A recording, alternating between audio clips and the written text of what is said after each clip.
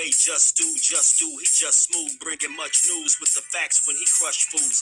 I'm rough school, I bust moves like crush groove. Pass me the mic and I'll turn it into lunch food. Just cool, but talk slick and he'll punch dudes. Cowards get the message and they hush like chucks do. You can bring your whole bus crew plus two. T-Dub-T is astronomical, you comical.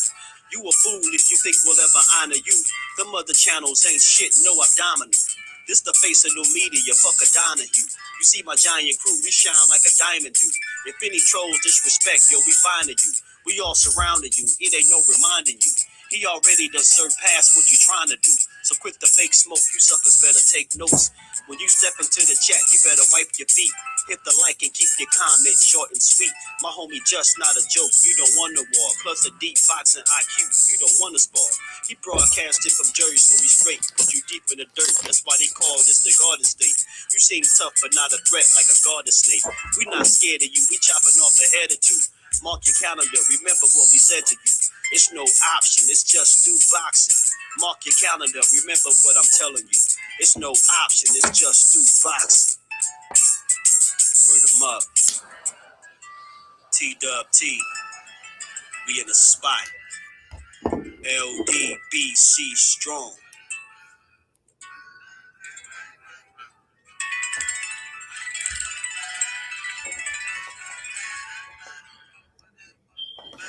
Salute. What's good with the family, man? Good Wednesday. What's good with my fam? How y'all feeling? How everybody feeling, man? Y'all punch that like button one time for me. It won't punch you back. I promise you, man. How y'all bros feeling? How the queens feeling? How's the family feeling? Johnny Q, my bro, what's good with it, Jay? How you feeling, my bro? K-Rod, what's good with you, bro? Appreciate you stopping through. Shawala, salute to the queen. How are you feeling today? Appreciate you. D-Man, my bro, what's good with it? How you feeling, Brody? Gerald, what's good with it, fam? How you feeling, bro? Appreciate you stopping through, man. How y'all bros feeling, man? Appreciate y'all stopping through, man. Y'all know the slogan, man. We ain't here to break the news. We here to have a conversation, man. So let's have us a good conversation, man. Salute to the Brody undercard and boxing. What's good, fam? How you feeling, man? Yeah, facts, they are. They making some updates. Updates is a good thing. I think they're making some good ones, too. Barbara D, salute to the queen. How you feeling today? Appreciate you stopping through. How y'all feeling, man? I did come across something interesting today, man. I came across a few things that I think was worth talking about. You know, with me, I'm always about the conversation, and I intend on bringing the entertainment back by understanding that a lot of these conversations we have are supposed to be centered around the entertainment and the love for the sport. So that's how, you know, sometimes certain things catch my eye, and it's fun to talk about. You know, it's a good discussion. It's interesting. You know, this fight for one that I'm about to speak on, I never really thought about it because it nobody was talking about a potential future fight anyway. You get what I'm saying? With Hitchinson's, man, y'all got me messing his name up. Hitchins, Richardson Hitchins, and Devin Haney. And, you know, Hitchins at 140. So I'm like, damn, Devin Haney will be at 140. You know, Hitchins got some height, you know, some length. He got some long arms. You know, that'd be an entertaining fight to watch. That'd be a real chess match. And that's something that I never hear nobody speak of, really, you know. And, you know, Hitchins, he making noise now that he over there on Matchroom, man. They getting this man fights, which is always a plus, man. It's always a good thing. Glad to hear that, Queen. Glad to hear you good, man. Appreciate y'all stopping through. Y'all punched the like button one time. That's what I'm saying, undercard. Hitchins wants some smoke at 140, man. He talking that tough. He talking that talk. I don't want to say he talking that tough talk, but he talking that talk. Hitchins definitely talking that talk. I should have put the thing on the thumbnail. I wasn't thinking. Brooklyn all day, all the way, man. You from Brooklyn, Jeff? Salute to Brooklyn, Brody. Miss Tahira Do, my queen. How you feeling, baby girl? How are you feeling? Appreciate you stopping through. Let me drop the flames for you.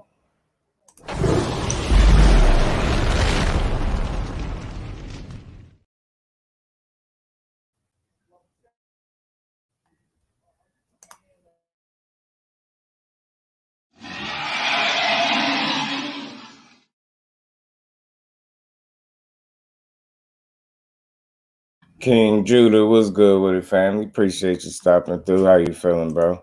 Ghost, what's good with it, my bro? How you feeling, bro? Appreciate y'all, bro, stopping through. Y'all punch on that like button one time for your boy. Jamaica, Brooklyn to the Garden State, New Jersey. That's what I like to hear, man. Salute to Jersey, salute to Brooklyn, man. Salute to the Garden State. You dig? Ready to go home so I can lay all the way down. Oh, man, I hear you, baby girl. I got you. Got a little while to go, and you be up out of there, man. But yeah, man. So hopefully everybody in here is feeling good. That's why I always ask that. You know what I'm saying? I appreciate y'all stopping through as always, and we're gonna have us a good conversation, man, as we always do. You need a world boxing man, Ghost, bro, man. You get what I'm saying, yo? Like again, nothing is one way with me. This is why when Shakur Stevenson suggested that, I didn't think he was crazy for suggesting it. You got to think, like, I interpret things a lot differently than people. That was in an effort to give people the fights that they wanted, where it wouldn't allow people to duck, and then everybody could get paid on top of that. You get what I'm saying? It's a win-win. It's a win for the fighters. It's a win for boxing. It's a win for the supporters of the sport. You get what I'm saying? That tournament now ain't sounding too bad. You get what I'm saying, Ghost? That's all I'm saying. I rock with that. Mr. PSA Crust the Legend, my bro. He said the voice TWT. Man, let me drop a flame from my bro.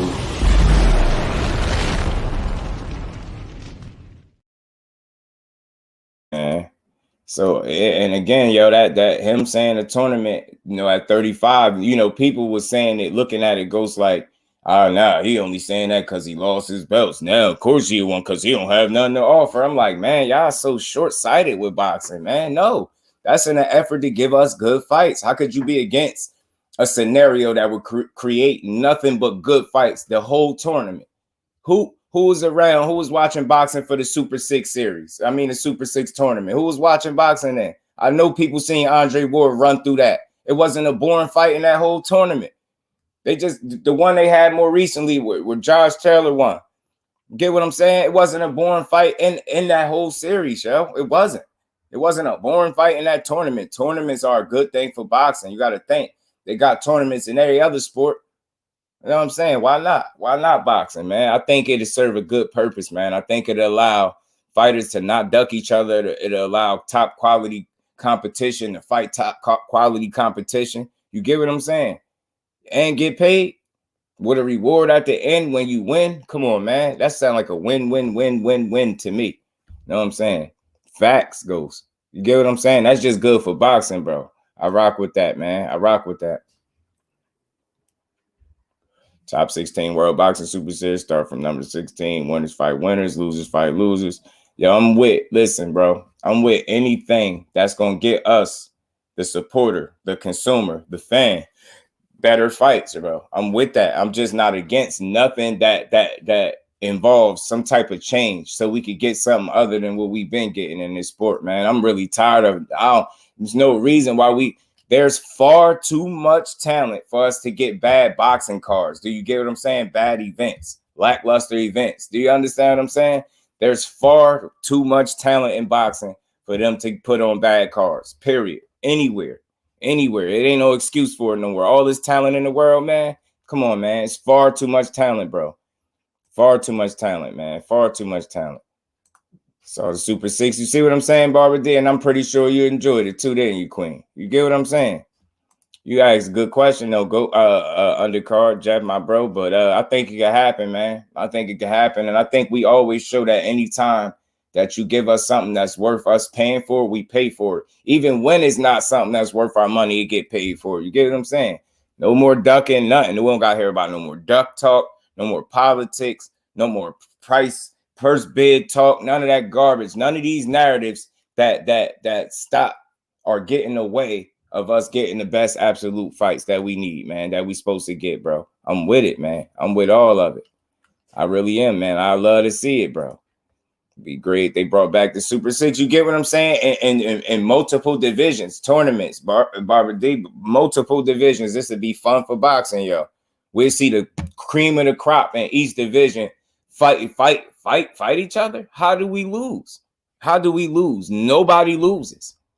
The fighters don't even lose credibility because they're going in there with other top competition. You get what I'm saying? Even a loss is not a loss, man. You got to respect people that's really willing to get in there and put it all on the line, which is why I'm going to talk about a little bit about, Richardson Hitchins and John Bauza, who's putting it all on the line, bro. They putting it all on the line this weekend, man. That's a top prospect fighting another top prospect to me. You know what I'm saying? A 50-50 type fight on paper. You get what I'm saying? It was excellent. I agree, Queen. I enjoyed it. I enjoyed watching Andre Ward dominate. It was fun, man. It was fun watching this, man. That's when I really became an Andre Ward supporter, man. Seeing the way this dude just like took apart that tournament, man, and just beat everybody they put in front of him, man. It was by far one of the most best, stretches of performances I've seen from a fighter, man. I mean, he was just dominant, man. He was beating ass, man. And he was fighting all quality fighters in that tournament. That's what I'm saying. It was no bums. It was no lackluster fighters. They were quality, man. Quality opposition, man. Is that who Keyshawn fights? Tagoe? Yeah, man. I'm hearing April 8th. He getting added to the card, of course. And I'm hearing it's Emanuel Tagoe. You get what I'm saying? So we're going to talk about that as well. Anyone got weight issues, move up. If anyone got issues with fighting each other, retire. Go be a diva somewhere else, man. For real, man. We don't need that energy in boxing. Smoke. My bro, glad they letting you comment today, man, because I was checking for you, man. I was checking to see if you was blocked, bro, and make sure you wasn't, because I'm like you wrenched up, so you shouldn't be blocked. Appreciate you stopping through. How you feeling, Smoke? My bro.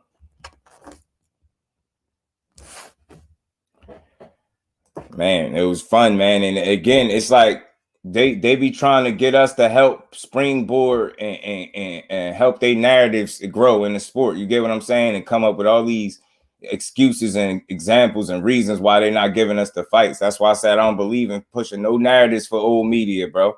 No, that's the type of way of thinking that get us no fights. Oh, they're not going to do that. Oh, they can't do this. They can't do that. Nah, they can do it. They can do it. They just don't want to do it. We got to demand the absolute best. I'm trying to tell you, the consumer always have say so, bro. Don't never let nobody tell you different. Usyk beat Joe Joyce in the tournament, facts. And a lot of people didn't see that, though, undercard. I seen that. I seen it. He outboxed the hell out of that dude, and I really think he'd do it now as a heavyweight. I really do.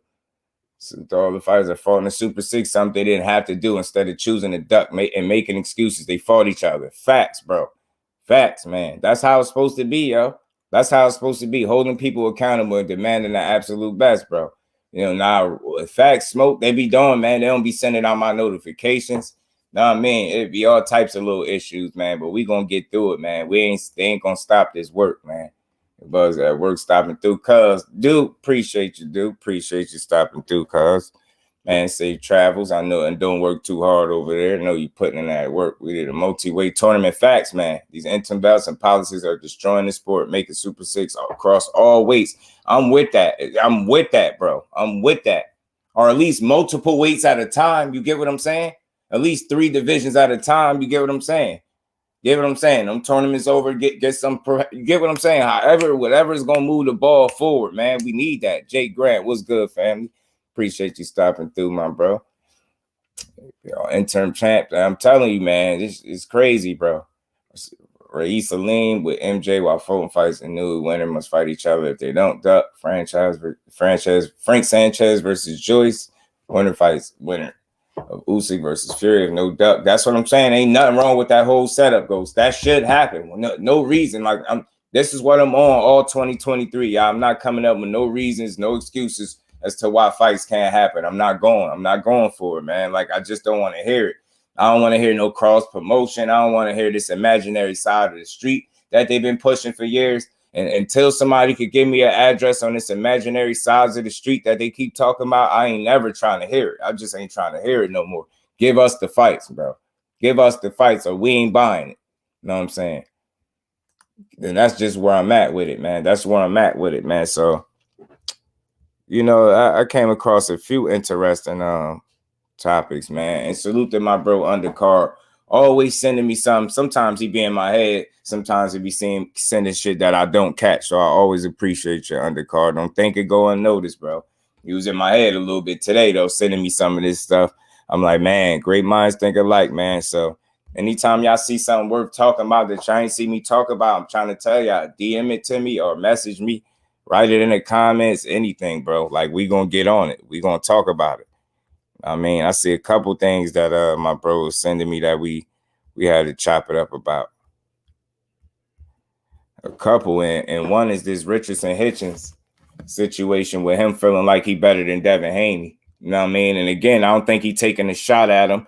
I think he just giving an honest opinion of how he feel. You know what I'm saying? And you got it. You know, I don't see Richardson Hitchins as a clout chaser. I don't think he was knocking Devin Haney. I think he just being confident in himself and saying what all fighters should say. You get what I'm saying?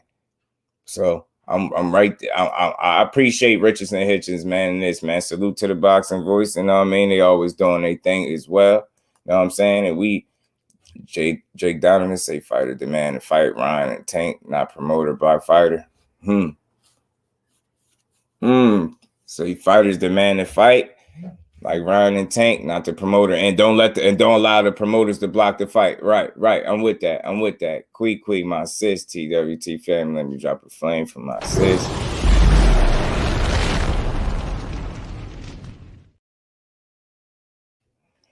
Drop it. IBF looking kind of funny. Too. Yeah, Sean, my bro. Appreciate you for stopping through. How you feeling, man? Appreciate you. But I'm going to play this little clip from Richardson Hitchins and let y'all hear what he had to say. And again, man, like I always assess these things a little differently than people. The things he say in this clip, he's supposed to say he's supposed to be confident in his abilities. He's supposed to say he better than this one or that one. That's what I want to hear you say. You know what I mean? Until somebody prove that you're not better than this one or that one, I want to hear you talk it. You know what I mean? And he didn't go out his way. It wasn't no diss. It wasn't no slights. I'm going to just let y'all hear it. And we're going to chop it up how we always do. You know what I mean? T, a.k.a. The Motivation. What's good, Brody? Appreciate you pulling on me. Drop a frame.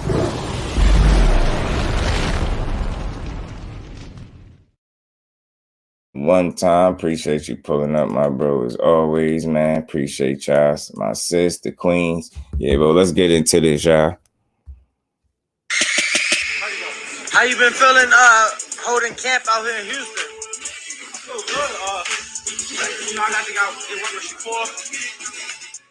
Master's helper. It's just fun, you know, just enjoying these times.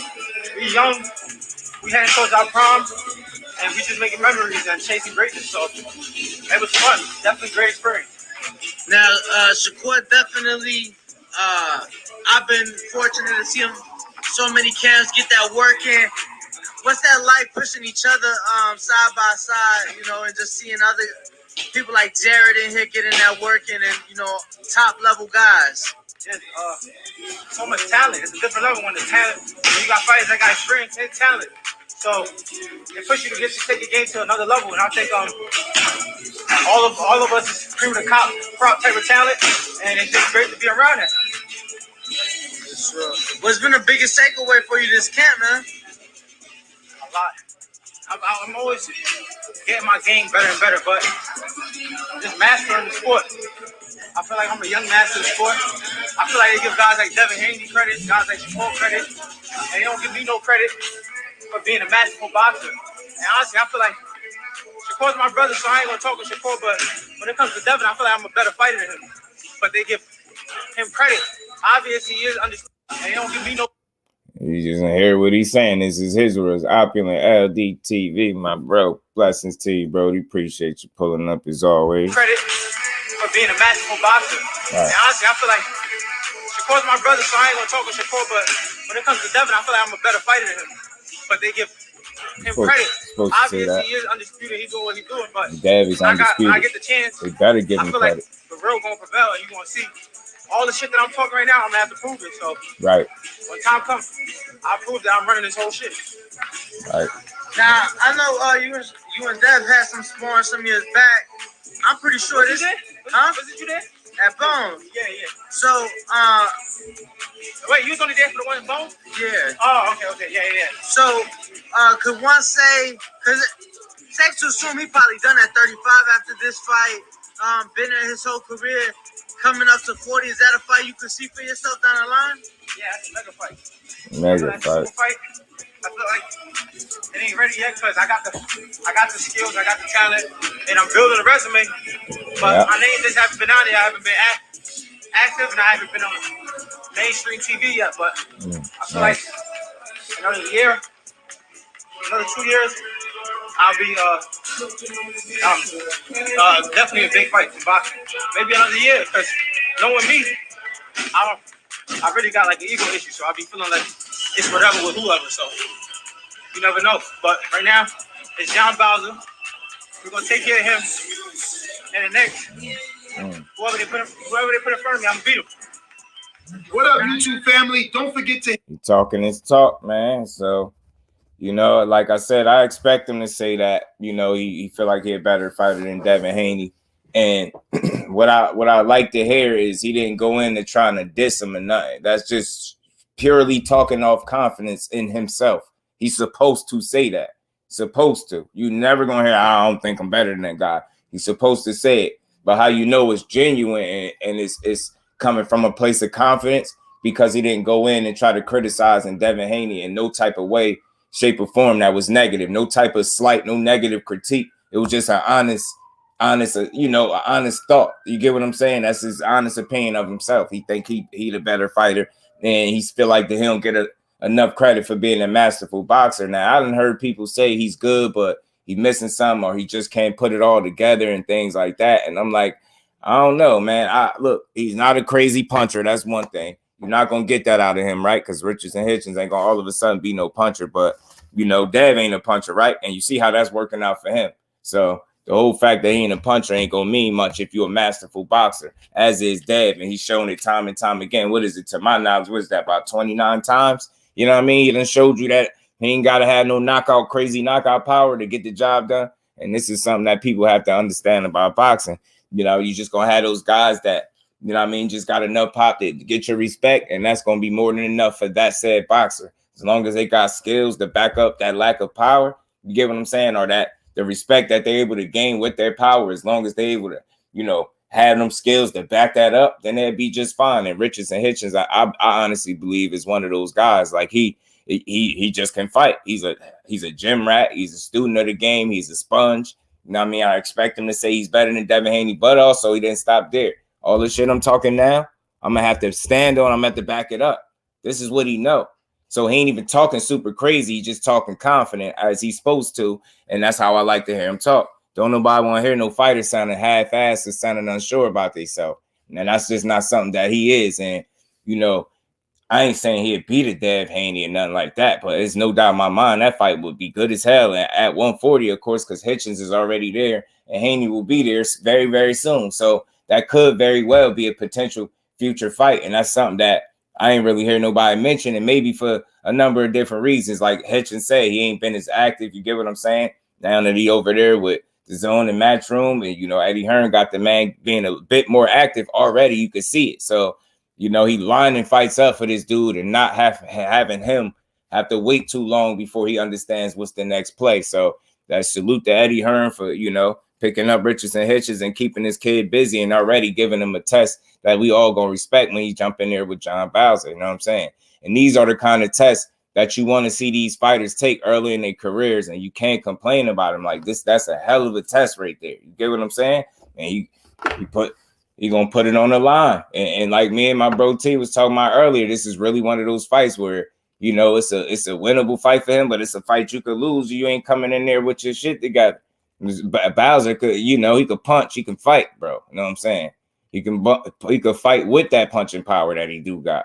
You get what I'm saying? So yeah, facts. It ain't sound malicious, and he just talking from a place of confidence. He want recognition, and he kept it real. This is what I like, man. It's not about agreeing with these fighters, but I like. He's like, man, I got an ego issue, man. It's an ego thing with me, man. Like, you know, basically, like, you never know where he'd be. Maybe a year or two, he start fighting on these bigger cards, and maybe a year, who knows? Like, basically, how he move, he ain't gonna turn down no smoke, is what he's saying.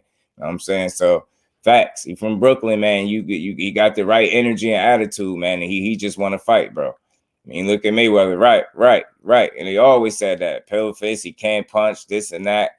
And it worked out just fine. Is it Richardson from Brooklyn? Right, Clean from Brooklyn. Right. Richardson got the size. Yeah, he 5'10" with like a 74-inch reach, bro. You know what I'm saying? Dude, long as hell. I'm gonna pull up his box rec, y'all, because we I'm gonna look at the dude. I'm gonna show y'all the guy that he's fighting too as well. But we could get acquainted with John Bauza for those who might not know him. Y'all punch that like button for your bro one time. Promise you it won't punch you back. A1 Hoop Zone, my Brody. What's good with it, A1?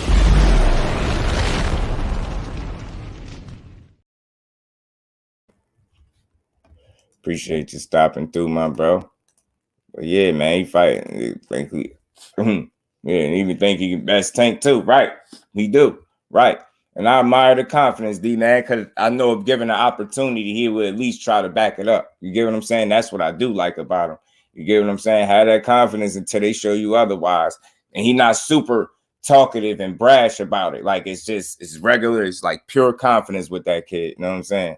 Undefeated prospect. That beat undefeated prospect and Michael Williams Jr., the guy that AB about to fight the 25th of this month. You know what I mean? That's right. And the prospects fighting prospects, bro. 140, 5'10" with a 74-inch reach is wild, bro. It's a long kid, and he know how to utilize that reach, Richardson Hitchins, because he can really fight. You know what I mean? I'm telling you, right? You know what I'm saying? Right, Ghost. Hitchins is big, bro. I'm going to pull up his box rec real quick, y'all. Pull up his box rec real quick. You know, I already had it typed in. Pull up his box rec, man.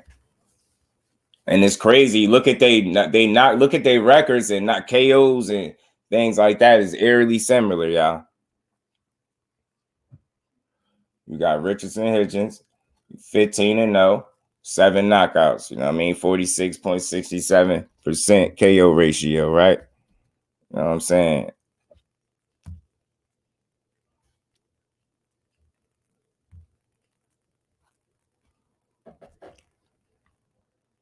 Oh, shit, my bad, y'all. I'm tripping. I was wondering what was going on. My bad. Give me 2 seconds. All right, there we go. My bad, y'all. I was tripping. Pardon me, y'all. Pardon me. Man, he's 15-0, 7 knockouts. He's 25, is a young kid, man. But he right there at that age where he need to start applying pressure. This one he need to make sure he active and get the absolute most out of his career from this point on. You know what I'm saying? And I think it's a good sign already. He had fights close within each other already. And I think Eddie Hearn really might seem like he got some plans, or at least he can actually, it's going to be some fights that he actually can get Richardson Hitchins that'll get his name out there more, which he deserved. The kid 5'10" with a 74-inch reach is wild, bro. Brooklyn native, man. Brooklyn native. He fighting John Bauza on the 4th, man. That's this weekend, y'all. He on that card as well. You get what I'm saying? They got some IBF North America belt on the line, WBC United States super lightweight vacant belt. So he got some belts that he can win. You know, they ain't major titles, but it's a good look for Richardson Hitchins, man, in terms of getting a meaningful fight. Now, and this kid he fighting is John Bauza, like I said, who's 17-0 with seven knockouts. You get what I'm saying? He got 2 more fights than Hitchins. It'll be his 18th bout. It'll be, you know what I mean, Richardson's 16th. So they right there. You get what I'm saying? That's not much in terms of, you know, pro experience. You get what I'm saying? Now we know Hitchins got that pedigree, man. You know what I mean? That Olympic pedigree. So this is going to be interesting. And Bauza is a southpaw. He's 24 years old. He's 5'8" with a 69.5-inch reach. You know, Hitchins got that reach advantage, man. I'm pretty sure he's going to utilize it. Got him by a couple inches in height. He gonna make Bauza work, bro. And like I said, Bauza was just a couple fights ago. He fought this undefeated prospect, and Michael Williams Jr., like I said, is getting the opportunity of a lifetime against AB. You get what I'm saying? And Bauza has stopped him in 4 rounds. You know what I'm saying? He dropped him in the 1st round, 2nd round, 3rd round. And what is it? 3 times in round 4? Like he 7 knockdowns, y'all. That's 7 knockdowns if I'm counting it right. You know what I mean? Once in round 1, 2, 3, and 3 times in round 4. 6, my bad, 6 knockdowns in 1 fight. And the ref gave him plenty of chances, but salute to Michael Williams.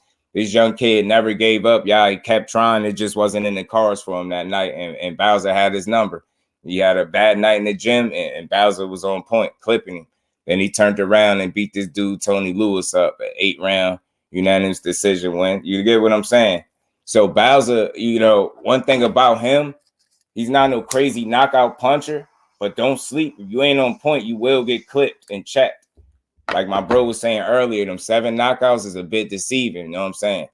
He got a solid punch, especially if you ain't on point. But the fact that he ain't a known puncher, and the fact that he can box with his punching power that he do got, it's gonna make this fight more entertaining. Because you know, Richardson Hitchins, like he's a master class boxer. Like he say, a masterful boxer in my opinion. Like he could box his ass off with the best of them. And this dude got the height and the reach, and I believe he gonna utilize both, bro.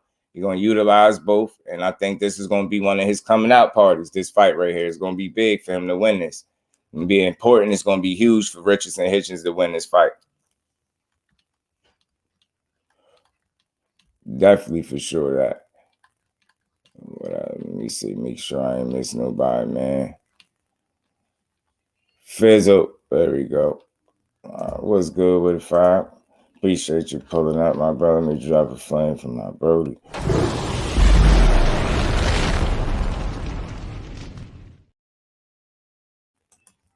So they close in you know, they close in skill level in terms of pro experience, man. I think that Olympic pedigree though, man, is gonna be a factor. And I think Richardson Hitchins really is the better boxer for sure. I think it's going to be a chess match in there. Richardson Hitchins is going to have to be switched on the entire fight because he probably more than likely won't stop Bauza. So, I mean, it's possible. Anything is possible. If you putting the right kind of hands on him, he could get a stop. You got Richardson stopping him in 7. That's interesting. I feel you, Ghost. I definitely got him winning. Oh, yeah, man. I like the fact that he got an opportunity of a lifetime. Opulent, like, and it's, you know what I mean? And it's coming off that tough-ass loss, and it's like, I understand where his father come from. Yeah, and he broke something down that I didn't know, that I didn't understand. He gave me some game without knowing I was the one listening, and I wanted to hear that. He said they're independent, you know what I mean? They go on the independent route, so they don't have a big machine backing them. So a lot of times the fighters that they fight is who they can afford. You get what I'm saying? They don't have the money to go get these better or bigger name opponents like the machines do. So, you know, if their budget is the guy working, you know, slicing meat at the grocery store, then so be it. You get what I'm saying? He got to fight what he could afford. He got to get what he could afford. And that's a side, that's some insight that I really didn't know. That's some free game that he gave up. And it gave me a different outlook on fighters' situations and their records sometimes. Because I know if that's the case for him, that got to be the case for a lot of other fighters, especially that's going the independent route as well as he is. You know what I'm saying? So that, I think that was dope that he dropped that gem. That was dope. Salute to my brody Fizzle. Yeah, I punched that like one time for me. You say you hope the brother win that fight. But see, this is the thing. Ain't nothing wrong with that. You dig what I'm saying? You could root for that young kid. You could root for him getting back at it again. He could have easily not taken this opportunity or felt like it was too much. That's the side that people don't talk about enough. He didn't have to say yeah. You know what I'm saying? Everybody probably wouldn't have said yeah in his situation. You know, coming off the, you know, the first loss of his career, and, you know, this a terrible performance by his standards for sure. You get what I'm saying? Getting dropped 6 times in a fight. You get what I'm saying? Getting stopped and then getting back in there with a 4-division champion. Know what I mean? That's an opportunity of a lifetime for him, to be honest with you. Get his struggle, like certain other dudes can't really get to build up fights. That's a fact. And that's where he at with it. So salute to Michael Williams Jr. and Senior, his pops. You know what I mean? Salute to them. I wish them the best of luck. But I rock with AB. That's my guy. So you know, may the best man win. I just want to see both of those dudes make it in and out of the ring. Go in healthy, go out healthy, man. That's what I want to see. I want to see AB, you know, put on the best possible performance he can under the circumstances that or under the cards that he's left with. You get what I'm saying? And that's all you can ask for with him. Now, I mean, train hard, bust your ass, go in that gym and fight hard, man. And don't take it light, because this young boy long and tall, and he's going to be trying to come and take everything you got. I don't think the young boy going to lay down. You get what I'm saying? So, AB, you better be ready, man. You better listen to GT and Kevin Cunningham and, you know, everybody that you got working with you in your camp. Because you need this win. You can't let this young boy come in there and snatch everything you got. And on the other end, Michael Williams Jr., you man, you got a hell of an opportunity in front of you, man. You really could go in there and upset the apple cart, beat one of the bigger names in boxing, despite where he's at currently in his career. Still be a hell of a name on your resume. It'd be a hell of a win if you're able to pull it off. You know what I'm saying? So it's just a dope opportunity. One for a guy in Broner that definitely needed an opportunity, and you know what I mean? I'm guessing he deserved it. Now, after all he been through, the fact that he's still standing is dope. So salute to both AB, his whole camp, and salute to both Michael Williams Sr. and Jr. You know what I'm saying? I hope they put on a hell of a show for us on the 25th. But yeah, man, Richardson Hitchins, man, I like his energy. You know what I mean? He caught my attention a little bit, saying he felt like he's better than Haney. I like that ambitious attitude. I like the energy. And I feel like at some point they can and will fight. You get what I'm saying? I don't think they would duck each other. And I think that would be a hell of a chess match at 140. You know what I'm saying? Despite whoever people feel like they're winning, it'll be a fun fight. It'll be worth our time. You know what I'm saying? I don't think at all it would be boring. That should be a real high-level chess match between Hitchins and Devin Haney for sure. And that should be fun. And I love to see it. But I don't know if y'all caught this in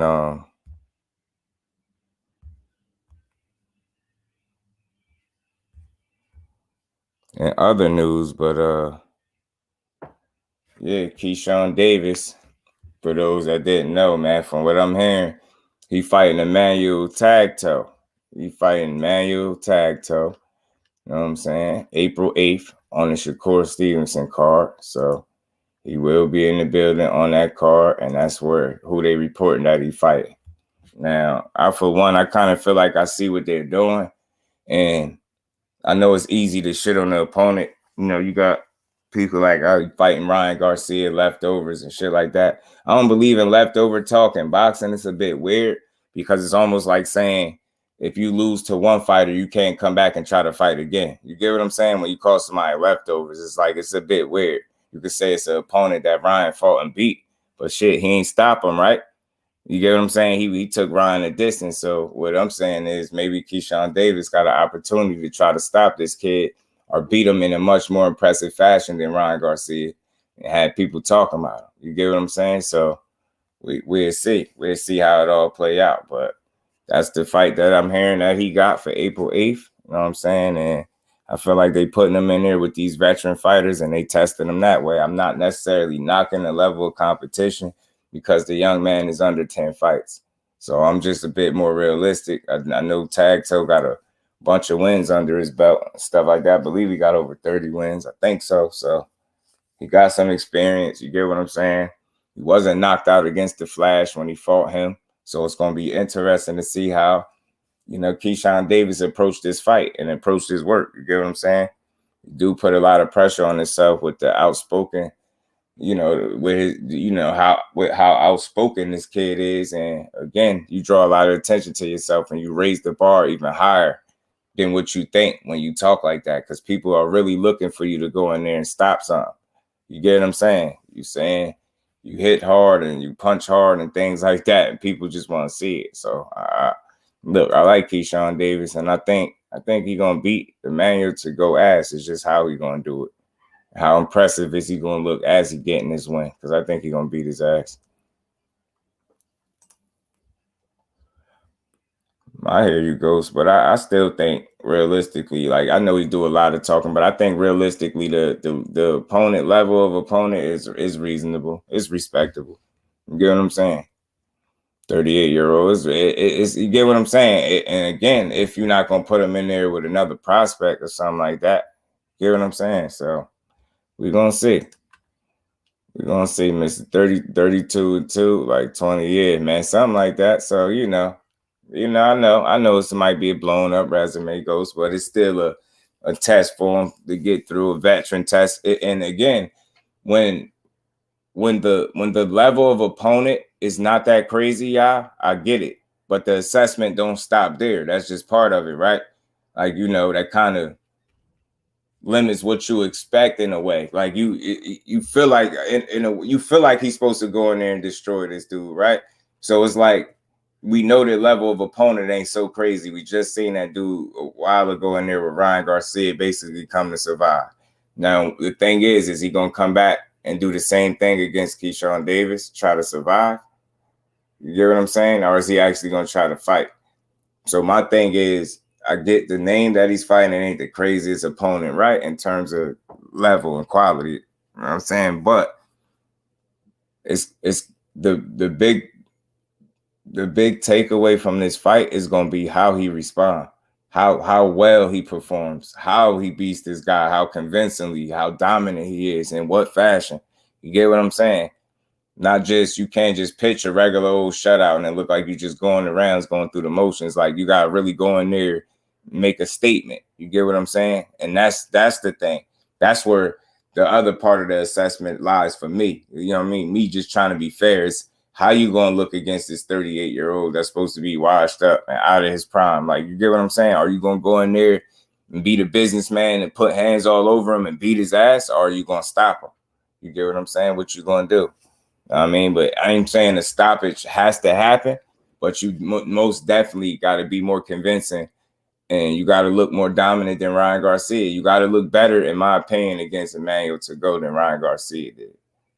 Other than that, you know, it's gonna be a lot of people talking, and you're gonna be calling people haters.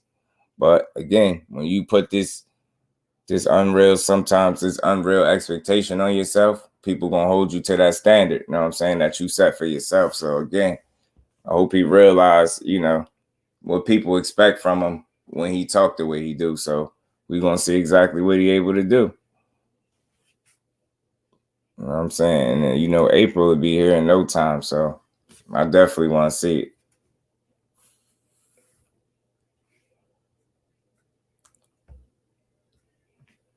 Yeah, I punched that like button for you, bro, one time too.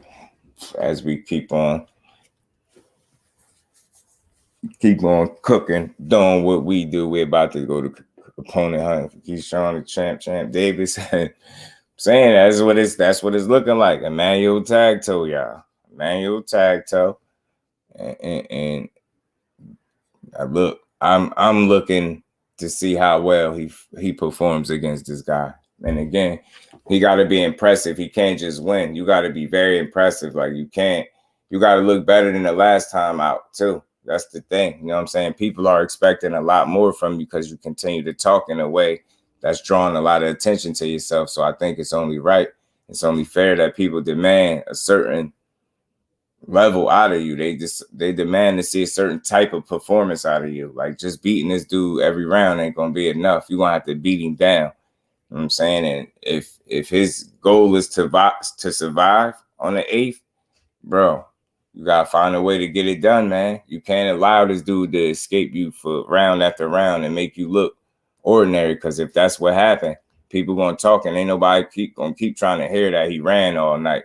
You better have did your homework and be prepared for it. We say you better not come out in 3 rounds. That's spicy to the gumbo. Appreciate you, bro.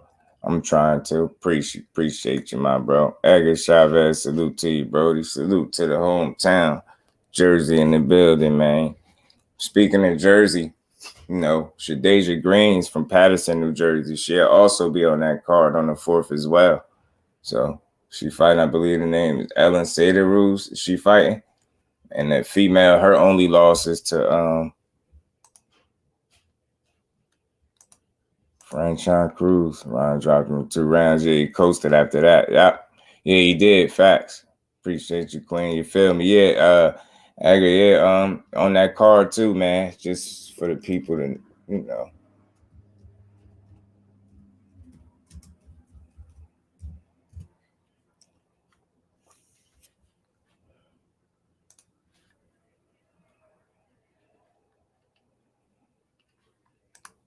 Let me show y'all real quick who want just in case y'all don't know, man. And again, man, I love the women's boxing too, and what these ladies is doing. This is one of the ladies that don't get talked about enough, one of the female fighters. And she finally getting her opportunity on the 4th.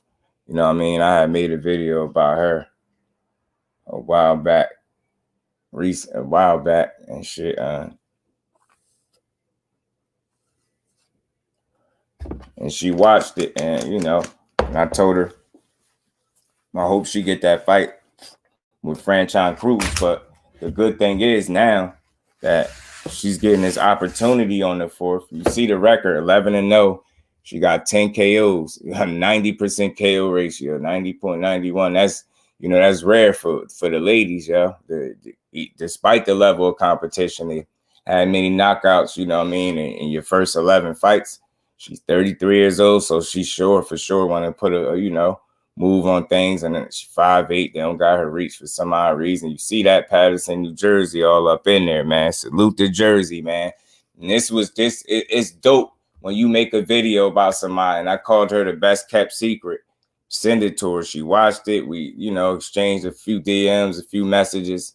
You know what I mean? She told me how she appreciated me, but it's dope to see her get an opportunity months after you already, asked for it and highlighted it. Now she getting an opportunity over there on DAZN. You know what I mean? To fight this female Ellen Rules. Like I said, you know what I mean? It's going to be a 10-rounder WBC silver super middleweight title is on the line. You know what I'm saying? This is dope, man. This is another plus for boxing, y'all, right here. You know what I'm saying? She 8-1 with 4 KOs. We all know her only loss was to Franchon Cruz.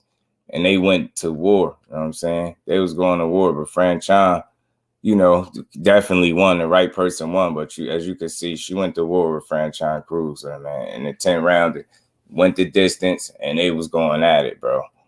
They went at it. You know what I'm saying? Now she coming back against Shadasia Green, who's getting an opportunity to be great that she deserves against this 8-1 female. And she only lost to the top, Franchon is now an undisputed champion. So damn sure ain't no shame in losing to her. You get what I'm saying? So, man, I like Shadasia Sweets Green, man. She on something, man. Salute to Jersey. Salute to this Jersey queen. She putting on for Jersey. She getting her opportunity. It's dope. I'm definitely going to be live for these fights on the 4th. I'm damn sure going to be trying to make sure I'm in the building for her fight, to call her fight. I'm going to be glad to see it. And that's, like I said, y'all, this is an opportunity that she definitely deserves, man, 100%. That's what you like to see, man. It's like speak things in existence, and now it's happening for her. So, again, man, maybe I could get her on, reach out to her and try to do a build with her, man. That'd be dope. You know what I'm saying? I definitely reach out. I'm gonna see. Right, Queen. We tuning in, man. We all locked in, man. We support all the boxing. These women make boxing very interesting and fun and very entertaining. Woman, you get what I'm saying? Facts. Shower, like she KO and stuff, and respectfully, like she just don't fight like no female to me. Respectfully, I mean that with the utmost respect. She different, man. Man, she different. She be coming different with it, bro. I'm telling you, man, she different. Salute to the Jersey girl. Yes, queen. I be who I be. Salute, fam. Appreciate you stopping through. OTB Boxing School, my bro. What's good with OTB? Let me drop a flame for you, Brody.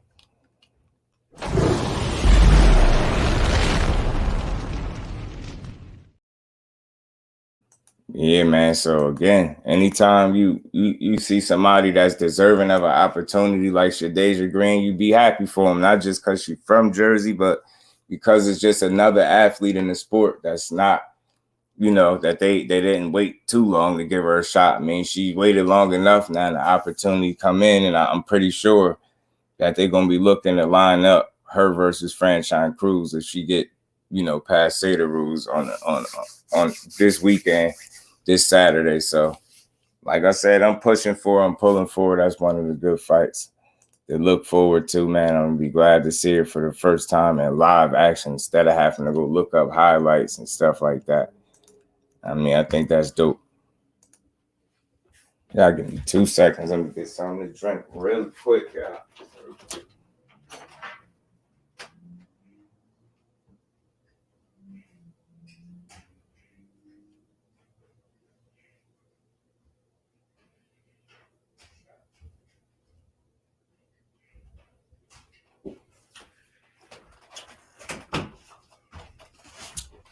All right, my bad. I'm back. I'm back, man. I'm back. My bad.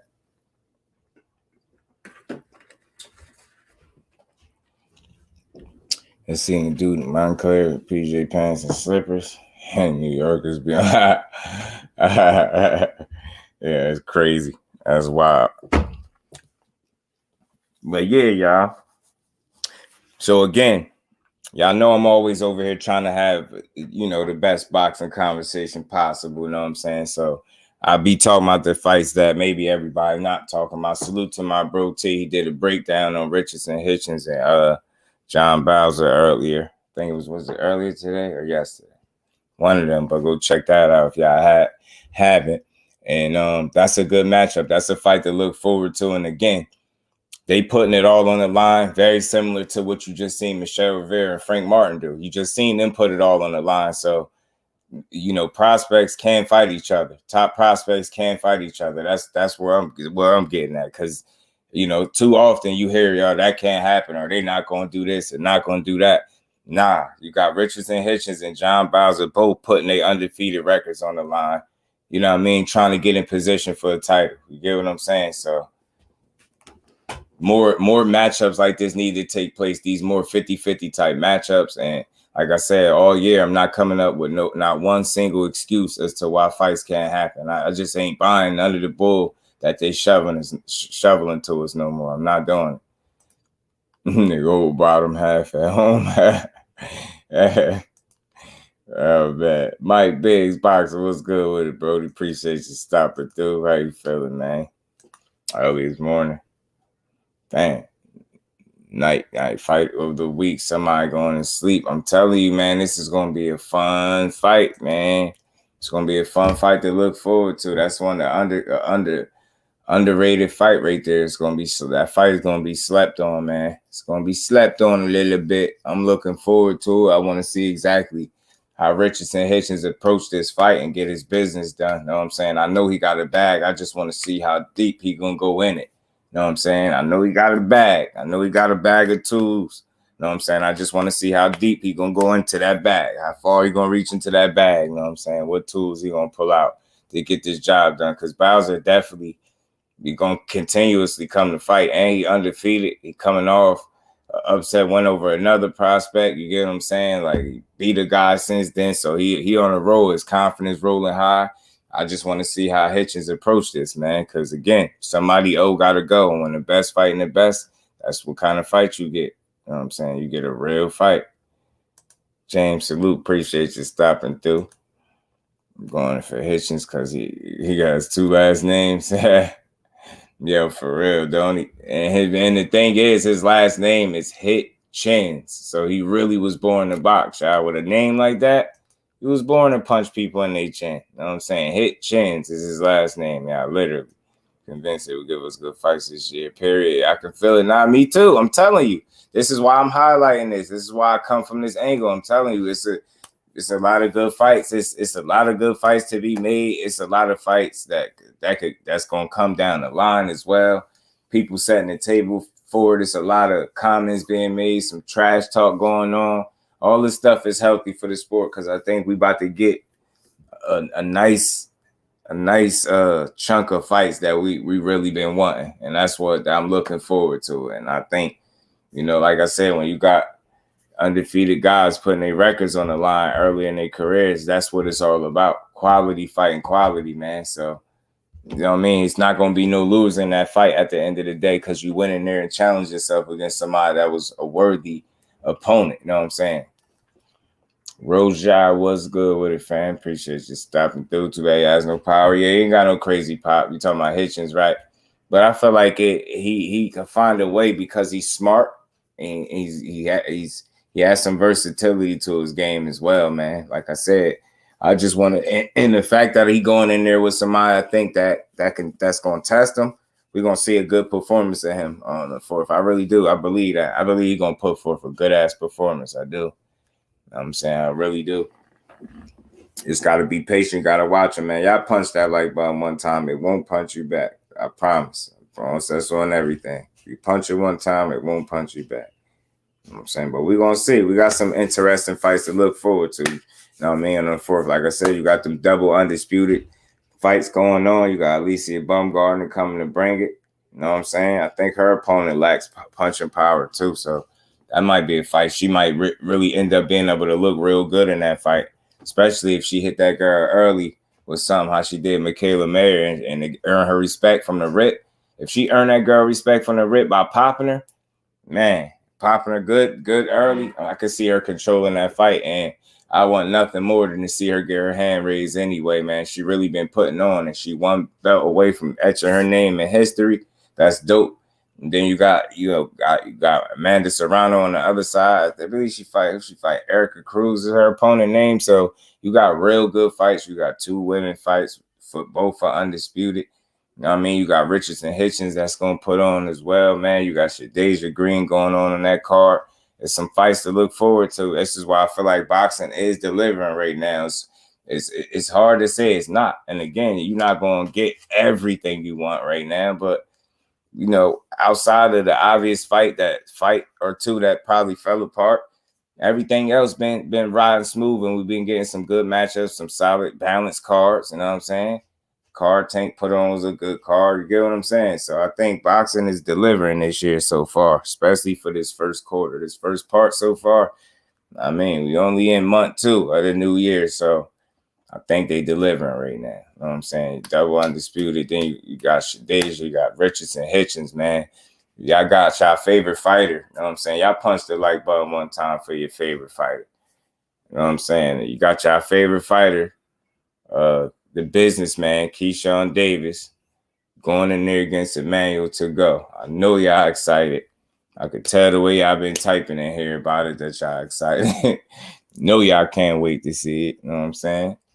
No, y'all can't wait to see it. And if y'all wondering why I got Canelo Alvarez in the picture, because I don't know if y'all been hearing it, but they starting to bull. And I say I'm shooting it down because I would consider that a false narrative. Do not sit here and try to lie to us people, telling us Canelo Alvarez and Edgar Berlanga is a big fight. I don't know when y'all think we just started watching boxing, but we ain't just start watching no damn boxing for y'all to pull that one. You don't even try it. There's no marketing scheme. There's no marketing trick. There's no ploy. There's no 52 fake out in the fucking world. There's no rabbit you can pull out of the hat. There's none of that shit. It's none of that. It's none of that you can pull to try to convince us. It's very disrespectful trying to convince us that Canelo and Berlanga is a big fight. He's not even a big fighter. How the hell is that a big fight? What are you talking about? Like, I could at least say if this was when he was coming off all knockouts. Let's say if every fight he still had thus far was all knockouts and he continued to spark everybody, and y'all tried that one, then maybe you can try it right there. But y'all don't dare disrespectfully tell us Clenbuterol Alvarez is and Edgar, you know, the Vampire King is a big fight. He fresh off biting somebody, ain't shit big about that fight. A waste of time. Y'all know what's a big lie. It's the only thing going on. I can't believe they really sit up here and try this shit with us. And again, I'm gonna keep saying it because they really think everybody a casual. They really don't think we watch the fights. They really don't think we got a grip on what's going on. So I guess because we ain't boxing and training and getting punched upside our heads, you could just sell us anything. I seriously doubt it. That shit it ain't never gonna be no big fight. Even if he was knocking everybody else out, still wouldn't be a big fight. Get y'all asses on, man. This dude just shot his load in the first 16 fights, man. I ain't never see that before. It ain't like his competition got crazy. Nah, he ain't the guy. He ain't putting it together in there. He going in there solely off youth and power. And that shit been getting exposed at least for the last 4 fights now. What is he, 20-0? Them last 4 fights been very rough for this young man. And I root for him. But not if he not going to get better. You in there in a fight that you winning. Imagine winning a fight and biting somebody being frustrated, bro. What part is that? You bogus as hell.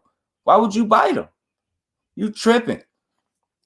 Then you got Top Rank that moved you a certain way, put you in position, right? You're very fortunate. I'm being very, very, very, very honest here. You're very fortunate, bro, to be in a situation where you still undefeated with your O attached to you. Because it seemed like, from what I understand with the article I read, you seem like you in a rush to get rid of that motherfucker. And listen, I'm not against dudes challenging themselves. You get what I'm saying? I tip my hat to them to a certain degree, but I think him being naive and not really knowing where he's at as a fighter is going to get him sparked. Like, from what I understand, and remember, y'all, we thought, yo, I'm telling you, man, this dude, man, we thought, you know what I mean, with Top Rank, they was getting rid of him because of the biting incident. Nah, bro, that ain't even why. I read they getting rid of him because they couldn't come to terms to agreement. They feel like he wanted to move at a pace that he's not ready for. That's crazy. Like, they really trying to help you. They trying to help you. This dude seemed like he ain't in a rush to lose. So what do? You go over there to Oscar where somebody else look like they going too. But I'm gonna just wait to hold. Can't confirm that yet. It's looking mighty funny over there setting up future fights with subpar fighters, man. Stop trying to sell. That's the problem with boxing. Y'all won't dare try that. Y'all just told us Triple G and Canelo 3 was bigger than Spence and Crawford.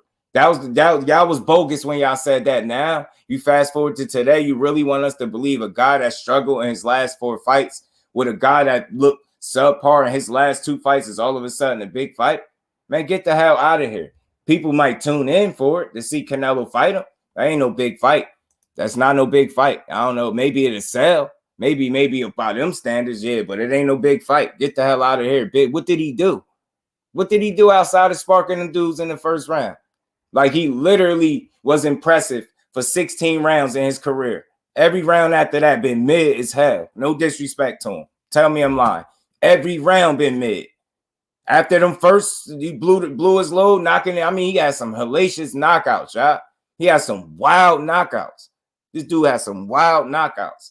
But since then, since number 16 knockout, you've been looking subpar. You've been getting dropped, nose busted, people putting hands on you. You get what I'm saying? They ain't scared of you no more. That's crazy, bro. Imagine not losing, yo, having people fear you. Now, facts, Queen, they too gullible. We here to set the record straight. That's not a big fight. And I don't even know if this is a big topic, but I don't care. They ain't about to start this. Don't start. This is why we don't get fights, because y'all too busy trying to make shit match that don't need to be lined up. We don't need to see Berlanga and Canelo. You think I want to see an old-ass 32-year-old against a dude that's wet behind the ears and green? I don't want to see that. Dude that's on the decline and the dude that's been regressing since after 16 fights. Man, y'all better take that shit somewhere else, man. Go lie to somebody else. Kirk Douglas, salute, bro. Appreciate you stopping. All they do is lie, bro. We ain't going for it. We actually watch boxing. We ain't just start watching this shit. Just sell us anything. Yeah, Berlanga and Canelo. It's a great fight. Whatever, man. Whatever. You fuck around and get smoked by Canelo. You know what I'm saying? Get your ass out of here. Ain't got a leaky gas tank. You better chill. Won't you put his ass in there with Morrell? You talking about Canelo. That's the case. Put him in there with Morrell. Pretty sure Morrell, look, Ghost on it. All right. Ghost crazy. They called Demond versus knockdowns, right? If you didn't knock him down 4 times, Demond won that. Demond was taking it to his ass after he couldn't knock him out. He realized he couldn't knock Nicholson out. Nicholson was bringing it to his ass, and ever since then, he been looking extraordinary. Since then, bro. Yeah, give him to Morrell, bro.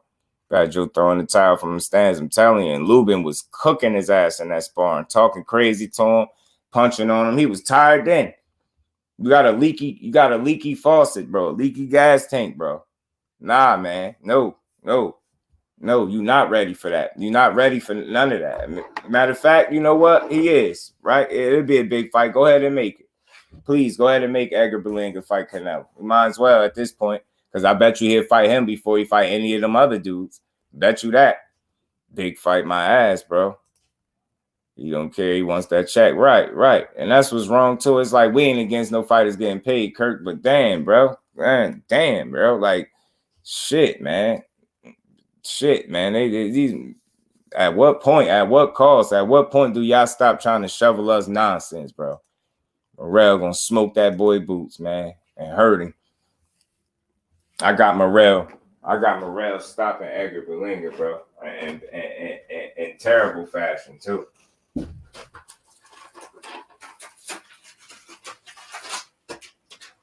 In hospital fashion. That shit gonna be. You gonna beat that man up in hospital fashion. I'm telling you, I ain't trying to be funny. That boy gonna go right somewhere where he don't want to go playing with David Morrell.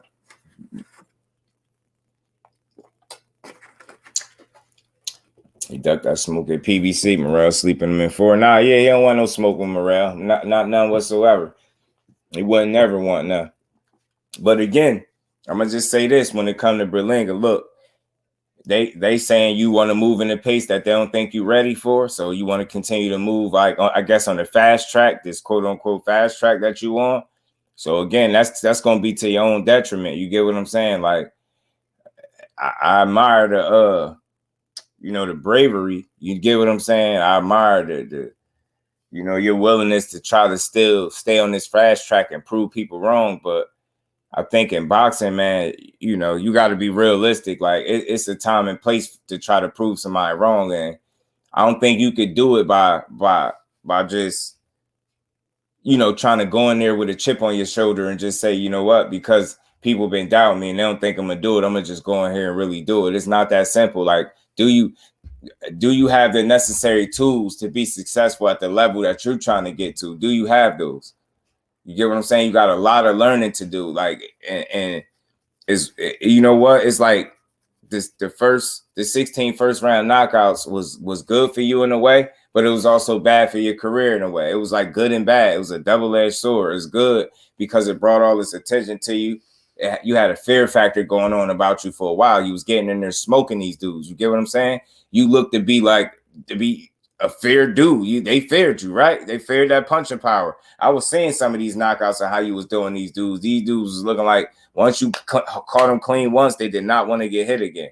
But in doing that, you brought a ton and a shitload of attention to yourself, right? And that's cool if you were able to keep that up, or at least still look impressive when you don't get the knockout. And it's not just the knockouts or the lack of knockouts that you ain't been getting where people are knocking you. It's the lack of skill that you're displaying in these fights where the knockouts don't happen. You get what I'm saying? People are like, yo, damn, that dude ain't it, man. That ain't looking like it. And I'm trying to give you credit here and there because you did box, I believe, in your last fight where you bit dude. You was boxing in there. You resorted to boxing because the dude wasn't going. So I did see an attempt to box, but you didn't look like that. You was in your element. You look like you was probably stepping out of your comfort zone, which I tip my hat to that. But you got to do more of that, but at a way higher level than what you was doing against what was this guy, Angulo guy that you fought? Nah. That'll work against him. But again, you trying to stay on the fast track according to Top Rank and Bob Arum. They didn't release you for the bite. I thought because you bit the dude. Nah. It wasn't none of that. None of that. It was simply you want to go this way. They trying to slow you down. You trying to go at a pace that they don't feel like you're ready for. I mean, shit, you got to respect them for trying to preserve your career. Now let's see if you over there in the hands of Oscar and Golden Boy, what they going to do. Because we seen how they did with Gilberto.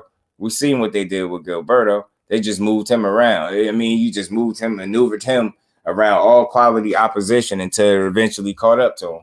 So I don't know if he in the right, if he went to the right promoter, because is Oscar going to protect the investment in Edgar Berlanga, or is he going to throw him in his shark infested waters? Because that's where he want to go. I want to see that. Where are you going to go from here? Damn sure better not get in the ring and bite somebody because you can't get the shots off on them that you want. Imagine if that dude that you fought was a few years younger. Man, you would have definitely lost. Dude would have messed around and stopped you, man. You lucky you caught, that Angulo character when you did, or he would have stopped you, bro. Straight like that. D1, what's good with it, D1? Appreciate you pulling up. How you feeling, bro? Y'all punch that like button one time for you, bro, man. As we get through this, man.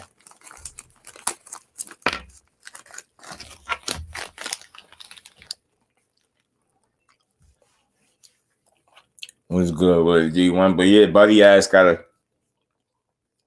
you gotta put that work in the gym. And again, a lot of times I see these fighters releasing videos and footage when they putting in the work, and there ain't nothing wrong with that when they sweating all hard and shit like that, and that's cool. That's cool, but I be wondering, are you putting in the right work, or are you just working hard? Like, because you don't want to just be working hard. Boxing is 90% mental, right? So you want to make sure you putting in the right work and not just in the gym working hard. You want to make sure you're putting in the right work. And for what I'm seeing since fight 16, we had nothing to go off. We had no real sample size besides first round knockouts. Every fight after that, you never look spectacular, nowhere near it in another fight. And again, you out here biting dudes on the shoulder and shit with mouthpieces in because they won't sit still and let you punch them till they concuss. He gonna make you earn it. I'm not standing there for you to punch my lights out neither, bro. You better earn it. You better earn it the same way you did in them first 16. I ain't standing there so you could punch my damn lights out. And then get on that apron talking about you a monster. Not on my watch. You won't be a monster today on my watch.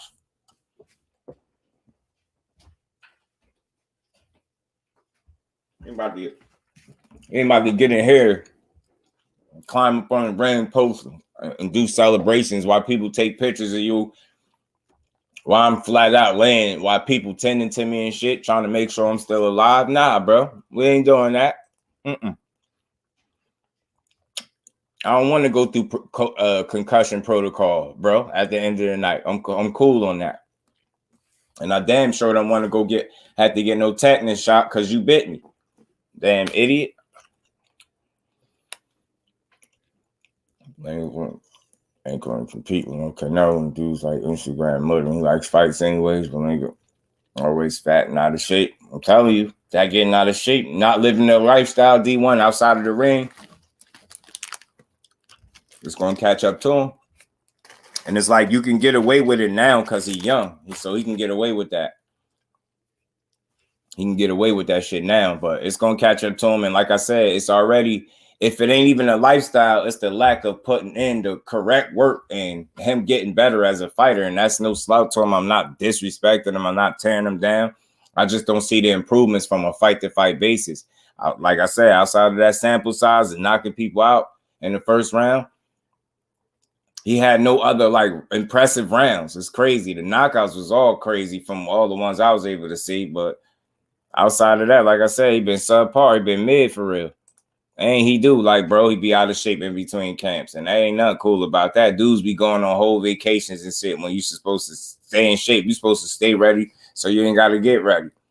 I don't care how many miles you ran on that damn treadmill either. If you get in there and be a dude that's in shape but can't fight. You get what I'm saying? Because that's one area that you need to fix, the leaky gas tank, because you get tired down the stretch. He almost appeared to be something like a front runner because he be throwing so many power shots within the first 5 to 6 rounds. By the time you get to like round 7 and 8, he slowed down tremendously because he been sitting there loading up all night. He got to change his approach. He can't throw every punch at the same speed. Boxing going to catch up to you if that's what you're doing. And you're in a division where it's not going to be safe. You know what I'm saying? You're in a division where it's not going to be safe. You already see these other lines that I got in this thumbnail with Carlos Adames and Janibek, which I'm about to get into about they fight in a second. About them talking about fighting each other. 95% mental, 15% physical. Boxing takes 110% every day. And I feel you. That's why I knew that's why you went over 100%. I raised a football player in the box is a whole different type of dedication. I'm telling you, man. You need 100% of you. You get what I'm saying? In D1, and even that 100, or like you said, it need 110% of you, and even that 110% you put in might not be enough. That's how hard I feel like boxing is. You get what I'm saying? It's not a for sure bet. You know what I'm saying? That's one of those sports. So, let alone if you got any type of talent and you're not, you know what I mean? You're not putting in that type of work. You get what I'm saying? And that's what it is with Edgar Berlanga. Are you living the fighter's lifestyle in between camps, outside of the ring? You get what I'm saying? Not just, you know what? I got to fight. Let me get in shape. Like, nah, live that lifestyle, bro, because the level that you want to compete with at and some of the fighters that you got in your mind, if you talking about competing at the top at 168, come on, man. We know what kind of shape you're going to have to be in. And we know how much better you need to get for that to be a reality for you, not only to just fight these dudes. Fighting them is one thing, but he want to win, right? So he got to put in the necessary work to win.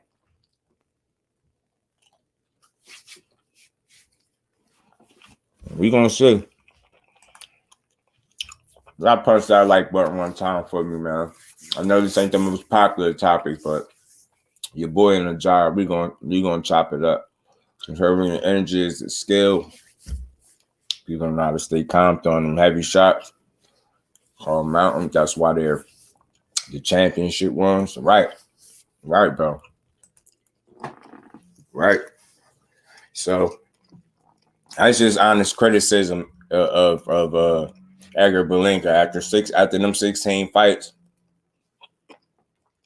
The crazy thing is, it's not that you just went the distance. We got to really get a real sample size of how you look when you don't get a knockout. And I wasn't really overly impressed with not one performance that you didn't get a knockout in. And like I said, in one of them fights, you end up getting hurt and dropped. You know what I'm saying? And you look like you was gassed and hurt, to be honest. You was both at the time. And that's just something that's a negative. You can't be regressing. You at that number now. You 20 fights in, you can't afford to be regressing, not being in shape, living the fighter's lifestyle. You know what I'm saying? And now you want to move at a pace that you might not be ready for. I'm telling you, don't get knocked out.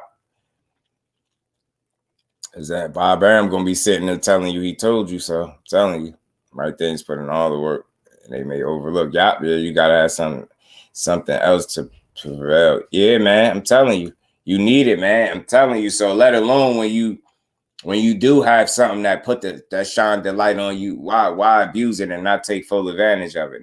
Why not recognize the opportunity you got in front of you and really seize the moment, bro?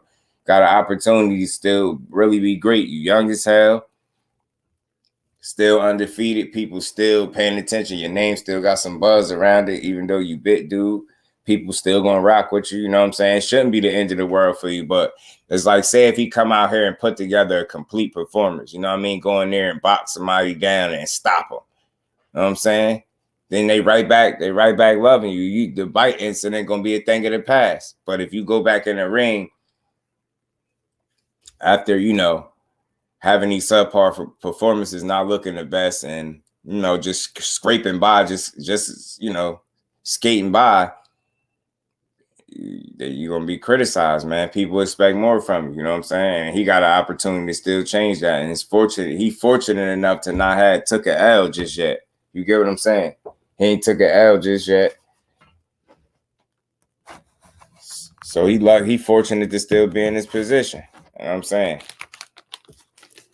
You got people that's going, and I think that's going to ultimately be one of his problems too.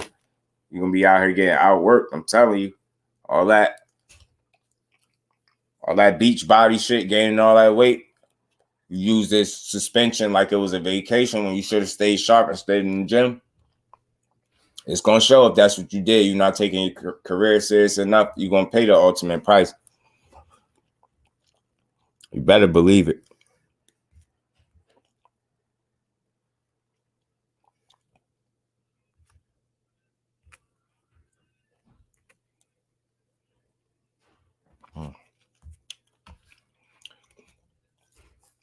Everybody, if you chasing along around, there's plenty of other fights record. T.O. I think when it comes to Dev and that Loma fight, for me, like based on what I read, like it always stuck in my head when I read that the reasons he gave for why he wanted that fight, and he said, beating Loma, he felt like it'd get him the respect from the boxing world that he deserved. You know what I'm saying? And I kind of understand that train of thought, because even though we know, like, you got those old media guys that try to come up with every excuse under the book, every excuse in the book or under the sun that, as to why he lost, if Dev goes in there and put hands on him and beat him. But we all know that's bull, because the dude is pretty much on all these dudes pound for pound list and high up on it. So you can't, it would be no justifying that, because it's like you can't try to say, oh, he's too old or this or that. None of that, because if that was the case, then why would he be so high up on you dudes pound for pound list? So I think Dev kind of understands the optics of things when it comes to Loma and how people view him and how they talk about him. And I know he probably heard a lot of this stuff firsthand, and I know there's a fair amount of people that definitely feel like Loma can beat this guy. I know that. I know it's a fair amount of people that feel like Loma could beat him. So it's like, the fight is still worth it to me, but not if you gotta jeopardize your health to make this fight. Like if he gonna string you along to a point where you totally uncomfortable with it, then the hell with Loma. But I think he's gonna end up getting in the ring. You know what I mean? I think the pressure, the wall's gonna close in on him eventually, and I think he's gonna have to get in there. You know what I'm saying? I think he's gonna get the ass whooping that he's been trying to avoid. I think Africa Dev, a great fight word. That's why I was saying D1, and you know, he said he felt like he better than Haney, and he don't get enough credit for being a masterful boxer. So what better way to get your credit than to handle business against an undefeated prospect and John Bauza? You know what I mean? Saturday night. What better way? What better way to get your respect? Beat his ass, you know what I'm saying? So we're gonna see what Hitchins do. I expect him to shine though, man. I think he's gonna do his thing. Never credit in boxing, maybe for the real ones, but other than that, boxing fans brutal, yeah. And you know what, bro? Because that's the problem. They be fans and fanned out, and ain't nothing wrong being a fan of anybody, but they be fanned out. They be man fans of people. So that's why it's so easy for them to shit on so many other fighters, because they'll find a couple or a handful of fighters that they man fans of, and just, you know what I mean, hold on to them. It's weird. It's weird that some of these people, how they fanship is set up. Credit from the media say he old on a healthy year, tear his ass up for right. And you can't try. They can't try that one on us D1, because again, like I said, if he so old and you know he ain't good, or if you gonna try to say he passed his prime and all that, I would just want to know and hear them justify why he's so damn high up on the pound for pound list. And I'm telling you, you know what's so crazy about that situation? Like you can give, say if you was to swap his record with Dev's record and give him all the belts, and Dev be what is it? Was it 16-2, 17-2, one of them? Imagine Dev had that record, right, with no belts. You think he'd be on the pound for pound list? Especially at like number 3 on a lot of these dudes' pound for pound list. He on the top 5. Like, you really think if Dev had Lomachenko record, this guy be like, you know what I'm saying?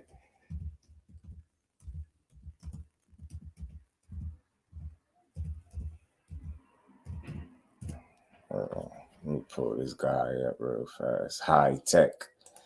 Loma, yeah, 17-2 with 11 knockouts. 34 years old. He's 17-2. Imagine Dev having a 17-2 record with 11 knockouts, right? Now I'm saying with no belts and being on the pound for pound list, and not just a pound for pound list, many people pound for pound list, and within the top 5, inside of the top 5. There's no way you can justify that. So it's like, another reason why I want to see Dev scalp this guy is because now what does that move Dev? You gotta move him. If you don't have him on your list, he at least gotta be there, and he gotta be somewhere respectable. You get what I'm saying? And it's gonna put an end to all that. It's going to be, they could try every excuse they want. Dev get in there and beat that boy ass. Gotta move that man up the list somewhere, and he better be on your list. Like, I don't care who list it is and what you talking about. His ass better be up there. He beat Lomachenko on scalp, especially if he just, you know, really tear into him. Combat 2 bag. What's good, family? Appreciate you pulling through. How you feeling, man? Feel me? Don't box his ass off. Yeah, you can. You can, though. Definitely would not be. You know what I'm saying? Facts, bro. They throw his whole career, Johnny, in the trash, bro. In the trash. And they won't care. And the accomplishments included. Because Loma got, you know, several accomplishments. So accomplishments included. They still throw his whole resume in the trash. They still throw him away. 2 losses, and then you got debatables and stuff like that. Like close fights with people that you calling tune-ups. Come on, man. Nah, facts. He wouldn't even get looked at. High risk, low reward. You know what I'm saying? They probably say, you know what I mean? Yeah, they classify him, and they'd be cool with calling him that. Exactly. Right. Man, I agree with that, and that's a fact. He beat Loma, knocked Loma out. They would give Omar that belt. It's a stupid fight for Devin to take and chase. He don't get that title. That little guy out of there, disaster.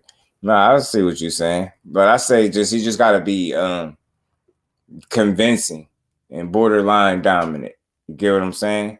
And I say borderline dominant because it still is Loma. I know they expect a good fight out of him. I do. I ain't laying down for nobody, right? But I say if he beat that man convincingly, you know what I'm saying? Then, you know what I mean? I say he got something.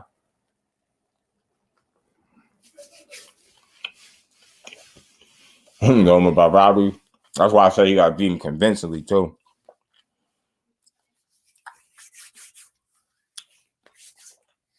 Beat his ass convincingly. I know best way to take it out of the judge's hands is to knock your opponent out, but with Dev not being a knockout artist, he could just paint a Picasso on him. Fight that smart, disciplined fight. Take Loma momentum out of the rounds. Don't really let him build too much momentum. Make it obvious to the point where they can't cheat you. I really believe that.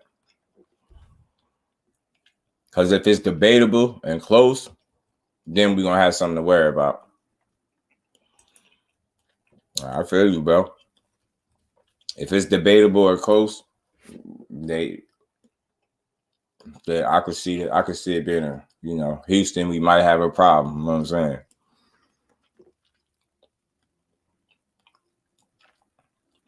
But we'll see.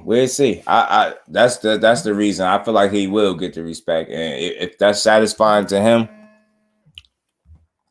I'm with it. I don't see why he shouldn't be able to get the fight anyway, right? You know what I'm saying? I don't see no reason why he can't get the fight or why he shouldn't get it. I'm different for real. Can't prepare for him. Yeah, it can be tricky, but I know Dad with his style. He a little matchup nightmare for people. They don't be wanting to deal with that long, lengthy dude. That's why he's calling him a heavyweight, because he know Dad long. He like, man, he stood in front of him. He like, man, he just thought about that shit, went through his mind real quick. Damn, I get in the ring with this young boy, man. He might punch me down, jab the shit out. I'm telling you, talking about you need more time and all this weird stuff. But now I'm hearing Loma allegedly signed his part of the contract and Dad did. So we're going to see as the news unfolds. I hate false narratives and stuff I can't validate, so I ain't going to say it. Right. Even if they got to steal it, right, and buy it for him, right? Undercard, if they got to buy it for Loma, they're going to get him undisputed. Sparring where? Yeah, right. Yeah, man, he is a little different. He's a tricky little dude, man. He's a tricky little dude. All right, drive hands down. That's what Loma does best, right? I think against Dev, though, dealing with Dev jab and a steady diet of it, man, I know that'll get frustrating for him. Length, and he good at using it. Dev know how to fight a disciplined fight. I could see him frustrating Loma. I really could. No, you don't think so?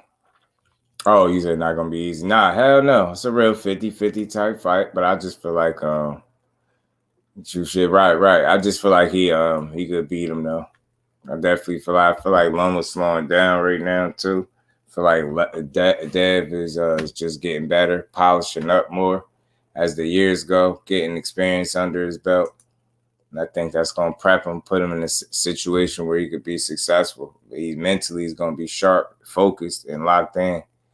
I think he know what it take to beat this dude, and him and his team definitely could put together a game plan where they could be successful against Loma. I definitely see it. Loma gonna look like the can fight. Easy word. I'm telling you, he might put hands on bro. Man, because if he can't deal with that length, I'm telling you, that shit gonna be crazy. Slowing down some too, dealing with a young boy that's jabbing unconsciously and won't stop. Like, you know what I mean? He knows the value of the jab and he ain't never gonna stop. Telling the dude different, y'all. He's a different. I'm ready to see it, so I just hope they help me get a date so we can know when to look forward to it. I know I heard May 20th swirling around, but I hope that's official. I hope it is. I just want to see Dev Scout May 20th. You just said right. I want to see Dev scalpers. I appreciate you, Brody. I'm Haney in Las Vegas. Yeah, I want to see that. I just want to see Dev get the win that he feel like he want. Beat his ass, you know what I'm saying? Shut all that Lomachenko high-tech shit up. Beat his ass, man. That's absolutely shut out. You heard it from A1 first. Whoever going against that, put something on it. Then A1 went back. You know what I'm saying? I feel you, brother. Bro, you said Dad got this in the back, in the bag.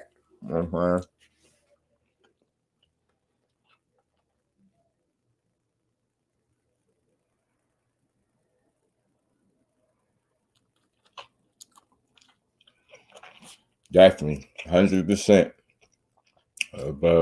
Joy's the only reason Loma didn't win the Trio fight is because he didn't like his hands go. Yeah, that was a big ass factor in that fight. Not letting the hands go. I just didn't buy the injury thing, but I did see him go in there and get the surgery. I seen him bandaged up or whatever in the hospital. But my thing was, if you go into a fight, you figure the longer you don't use the shoulder, the more stiff it's going to be. If you was trying to use it from the onstart, you know what I mean, from the beginning, you figure maybe it'll take a few rounds to loosen up or something. Not the other way around, where you just don't throw no power punches, then all of a sudden in round 7, your arm and your shoulder loose now. You get what I'm saying? That's the only part that bothers me. Like, so he was worried about that power. He didn't want to get slapped, though. I'm telling him something. Because he wasn't fighting. And I ain't saying he ain't had the surgery because I think he did, but I just think he was more worried about that power. That's why he wanted the hand go, because all of a sudden your shit ain't going to just get loose with you not using it at all. Out of nowhere. You know what I'm saying? It just wouldn't make much sense. All right. Yeah. Nah, that's a hell of a fight, D1. That's why we want to see it.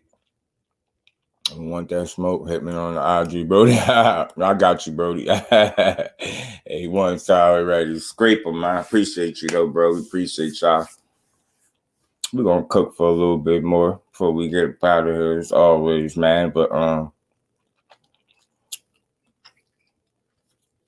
another good fight, y'all. Another good fight that maybe because either just people just hearing about it or whatever, but this watch the whole Loma doc. They got receipts. Oh yeah, word, yeah. I think he actually got the surgery. I just don't like the fact that he tried to say like he didn't use it because it was like, you know, whatever was the case.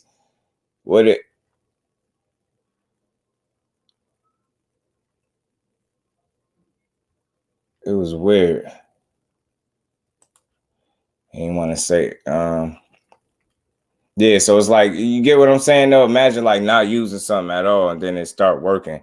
The longer you not use it. You get what I'm saying? So it's like, if you was using a little bit, acclimating, and then all of a sudden, you know, it loosened up as the rounds went, it would have made more sense. But to say, you know, you not using it as much would have made sense, but did not use it at all, and then to the 7th, and then start going, like, it's like, bro. Hell yeah. D1, I'm with you, bro. Hell yeah, I want to see it. I'm right with you.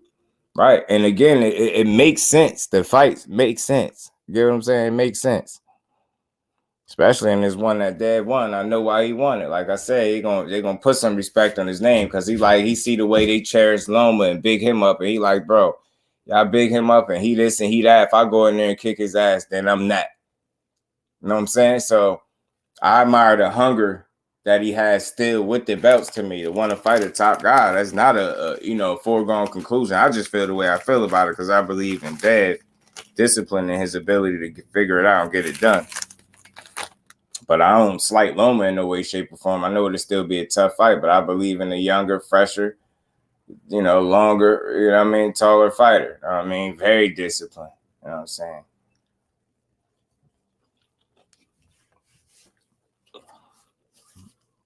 I can't wait to see it. But yeah.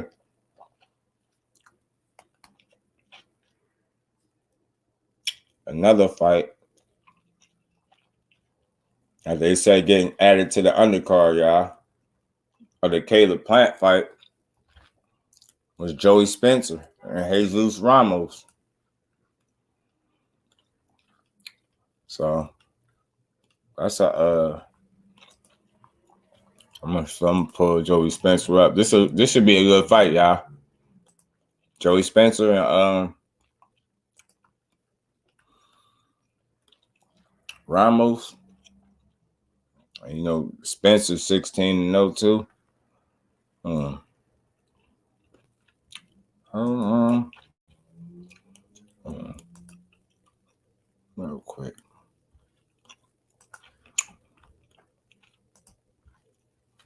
My bad, y'all. 16-0, 10 knockouts, 62.5% KO ratio. Joey Spencer is mad young, yo. He's 22 years old. Dude, mad young. He's 5'10", good height, good reach, 70-inch reach. He's supposed to be fighting Jesus Ramos, man. So on the undercard, or Plant Benavidez.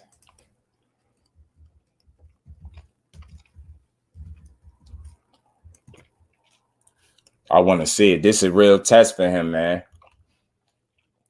It's a real test for him, man. This is a real test. Real test, man. Ramos, 19-0, 15 KOs. He's 21 years old. Southpaw, 5'10". He got some height himself, and he got a 72-inch reach. You got a couple-inch reach advantage. You got a couple, 3 more fights than Joey. 19-0, 15 KOs, a 78.95% KO ratio. He fought Santa Maria. Oh, he beat Luke Santa Maria. Okay. Unanimous decision, Vladimir Hernandez, KO, Brian Mendoza. Mendoza had a good-ass win recently, too, man. So, look, this is another fire fight, y'all. This ain't a fight everybody talking about, but salute to my bro, Undercard, always sending something to me, and I wanted to read in on this. So, I'm like, this dude, Javier Molina, he got a good resume. You get what I'm saying? Like, look at he got a good resume. Jesus Ramos got a good resume, man, and he's only 21. You get what I'm saying? He got some solid names on his resume. This is gonna be a real test for Joey Spencer, bro. No, real test. You talk about a test, man. Man, I can't. Damn, do you know how much better? So just think about how the card is shaping out. You got Plant Benavidez main event. You got, Rayo and Chris Colbert. You know what I'm saying? Now you got Joey Spencer and Jesus Ramos. You get what I'm saying? Like, yo, come on, man. You can't get no better than this, man. That card's shaping out good. They announced one more good-ass fight on that card, man. That's crazy. They giving us good fights, bro. We just pay attention. Good fights. He got a legit resume. He ain't got no blown-up resume. It ain't hype. It ain't fluff. It ain't none of that. You get what I'm saying? He kicks him. He be kicking ass, bro. Bro ass be beating ass, though. You know what I'm saying? 19-0, 15 KOs. You get what I'm saying? Hell of a record, man. Hell of a resume. He's 16-0 with 10 KOs. And this Joey Spencer, only 22 years old. He's a little bit older, but, he's been tested just a bit. You get what I'm saying? He had a unanimous decision in his last win.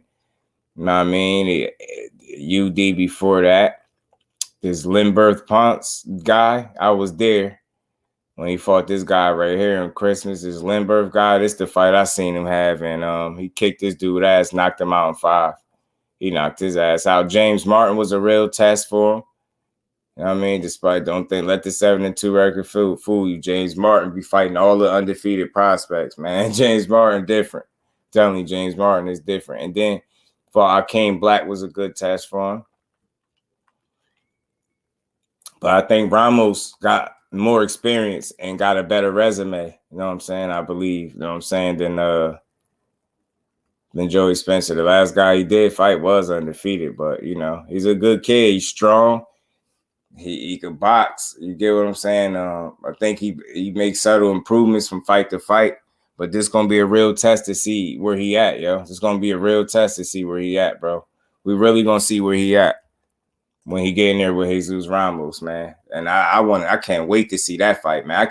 That card, man. El Rayo, Chris Colbert, then you got Jesus Ramos, Joey Spencer, you got Plant Benavidez. I want to know who else they gonna put on that card. They got all these good fights, man. All these good fights. Telling you. I got you, D1. I got you. Cause I remember what his pops was saying about the joint. I wish he would have still used it because we'd have got a different result. You know what I'm saying? T.O. ass would have been humble. He would have never seen the diva version if T.O. ain't beat that dude. Them playing. They got a press conference coming up. I believe so. I just don't know the date. It is a fire card, Johnny. I'm telling you, bro.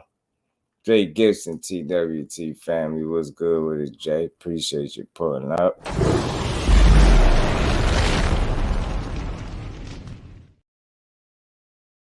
23 is definitely lit. I'm telling you, bro. I'm telling you, BC, a lot of good fights, ton of good fights. And if we just open our eyes, we'll really see that. We really getting the fights that we want. We're really getting the fights that we should get, too, with some of the fights we want in the process. You getting some unexpected stuff. You get what I'm saying? Like, see, this is why I highlight these fights, y'all, and I get it. These ain't the craziest. These ain't going to be – I don't do what's popular. I do, you know, real shit. I really talk boxing. You know what I'm saying? So, this is a good fight. You know what I'm saying? Nobody expected Chris Colbert to fight no Rayo. Come on, man. After, you know what I mean? It was looking funny. We seen him go back and forth with Gary Russell.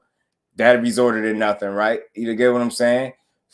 We seen a fallout fight with him between him and Frank Martin. We see how that happened. We was looking like Chris Colbert was ducking. But you get what I'm saying? He kind of redeemed himself if he go fight a Rayo. You get what I'm saying? They both coming off losses. Rayo got stopped. He got dropped and beat up. That's a good fight that we didn't expect. See, but people ain't gonna highlight it enough because we don't be happy enough about boxing. We be looking for shit to be mad at. And it's really good fights happening. That one I didn't expect. Jesus Ramos and Joey Spencer I didn't expect. You get what I'm saying? It's some stuff happening, man. John Bauza and Richardson Hitchins is a slept-on fight, a sleeper fight. You get what I'm saying? Shadeja Green getting the opportunity. Like, look at all this stuff. Caleb Plant and Caleb Plant and David Benavidez finally getting a chance to fight. They got a date, stuff signed. It's progress being made. We getting these fights, y'all. Let's see who out of the winner. Let's see if they get a shot at Canelo. Canelo stand on business and fight the winner of that fight. You know what I'm saying? It's a lot to look forward to, man. 23 is definitely lit, BC. RP, what's good with it, bro? Appreciate you stopping through.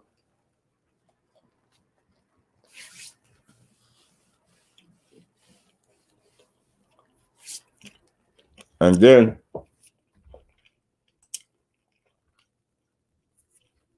last but not least, I ain't talk about this just yet. I think I mentioned it briefly, but I don't know if y'all seen it, but Janibek and Carlos Adames might be a real thing, y'all. You know, they talking like they want to fight each other. And look, y'all know your boy Just is a fan of, is big. I'm heavy on the fighters fighting guys that want to fight them back, right?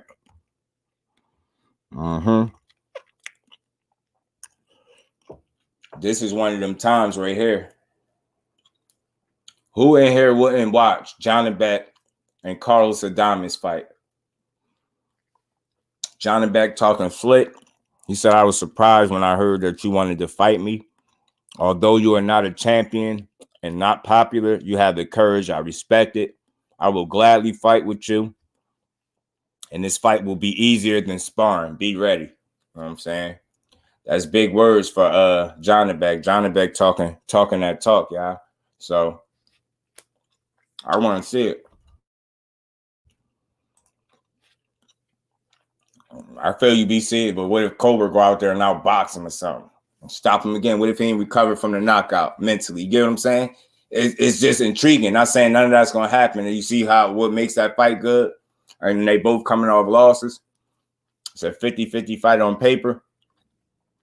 It's worth our time. You get what I'm saying? It's going to be entertaining. Got one guy who's a boxer puncher.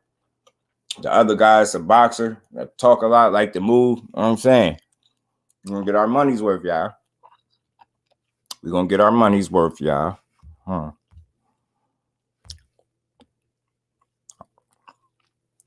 on, let me get this up here. I should have had this already in the joint.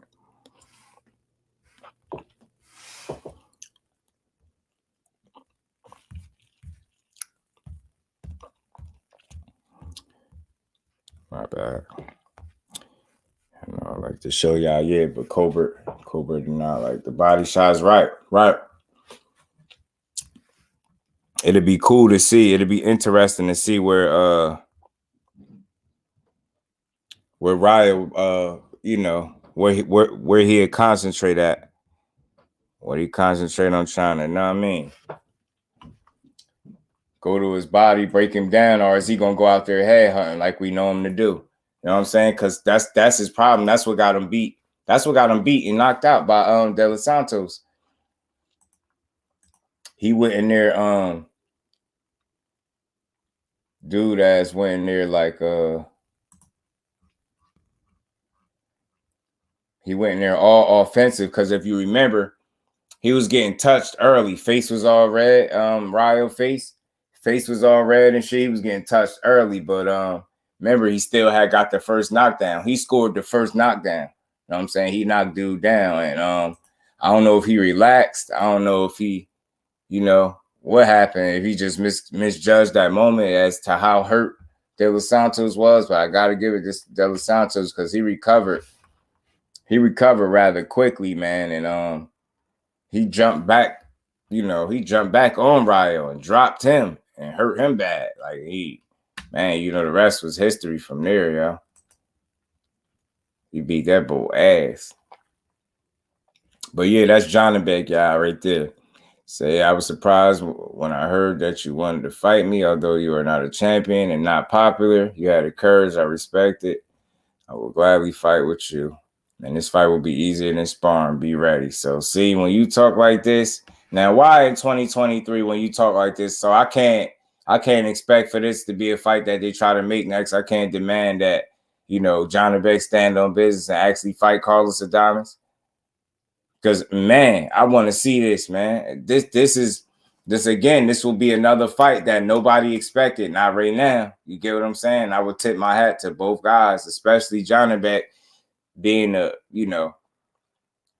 having a lesser amount of fights in this situation. Like, you get what I'm saying? I think he got like 13 fights. But the fact that he would be willing to get in there with Carlos Adames speak volumes. And these are the fights that we push for. So just listen to it. You got a Joey Spencer, Jesus Ramos, that's Plant Benavidez. That just made that card that much better. You get what I'm saying? With Ryo and Chris Colbert on it. That's two of them. You get what I'm saying? You got Richardson Hitchins and John Bauza. That's another one. You know what I mean? Him talking about Devin Haney. That's a potential fight down the road. You get what I'm saying? Was gut wrench, big fan. Still think he could be a contender. Facts, RP. He can recover. It's just all depending on where he at mentally after the loss, you know? OG Eric and ST. What's good with it, fam? We appreciate you pulling up. How you feeling, Brody? Appreciate you stopping through. But again, y'all, I'm a half glass, half full type of dude. So again, y'all, I'm looking at it like we starting to get the whispers and the rumblings of some real solid, real good, competitive 50-50 type fights. I get excited for those type of fights because there are fights that either guy can win. You can make cases that Janibek could beat Carlos Adames, or you could definitely make cases Carlos Adames is going to beat Janibek. And this is why you want to see it. That'll be a real 50-50. That's worth our money. Jesus Ramos and Joey Spencer, y'all. That's another sleeper. That's a good-ass fight. That is going to be a good-ass fight, yo. Somebody, got to go type deal. Joey Spencer, big, strong, young, fresh kid. Same thing with Jesus Ramos. Them dudes got good punching power, both of them. You know what I'm saying? With Ramos fighting a slightly better competition, in my opinion. D-Free Sports Matchups. What's good with it, my bro? How you feeling? Let me drop the flame for my Brody. What's good with it, D-Free?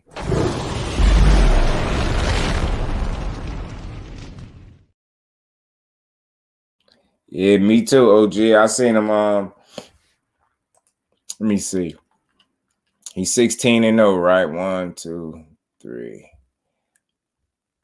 I mean, I didn't see the last fight he had, but I seen him 2 fights before that. Like, I had seen him fight on Christmas of last year, right?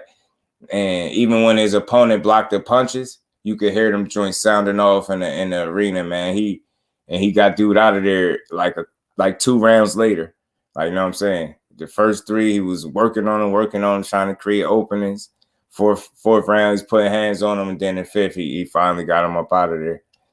Sparked his ass. So I like Joey Spencer. Humble, he's strong, he can punch, he can box, he be thinking in there. He got good IQ, good work ethic, got a small, good team around him, and still TV. What's good with the family?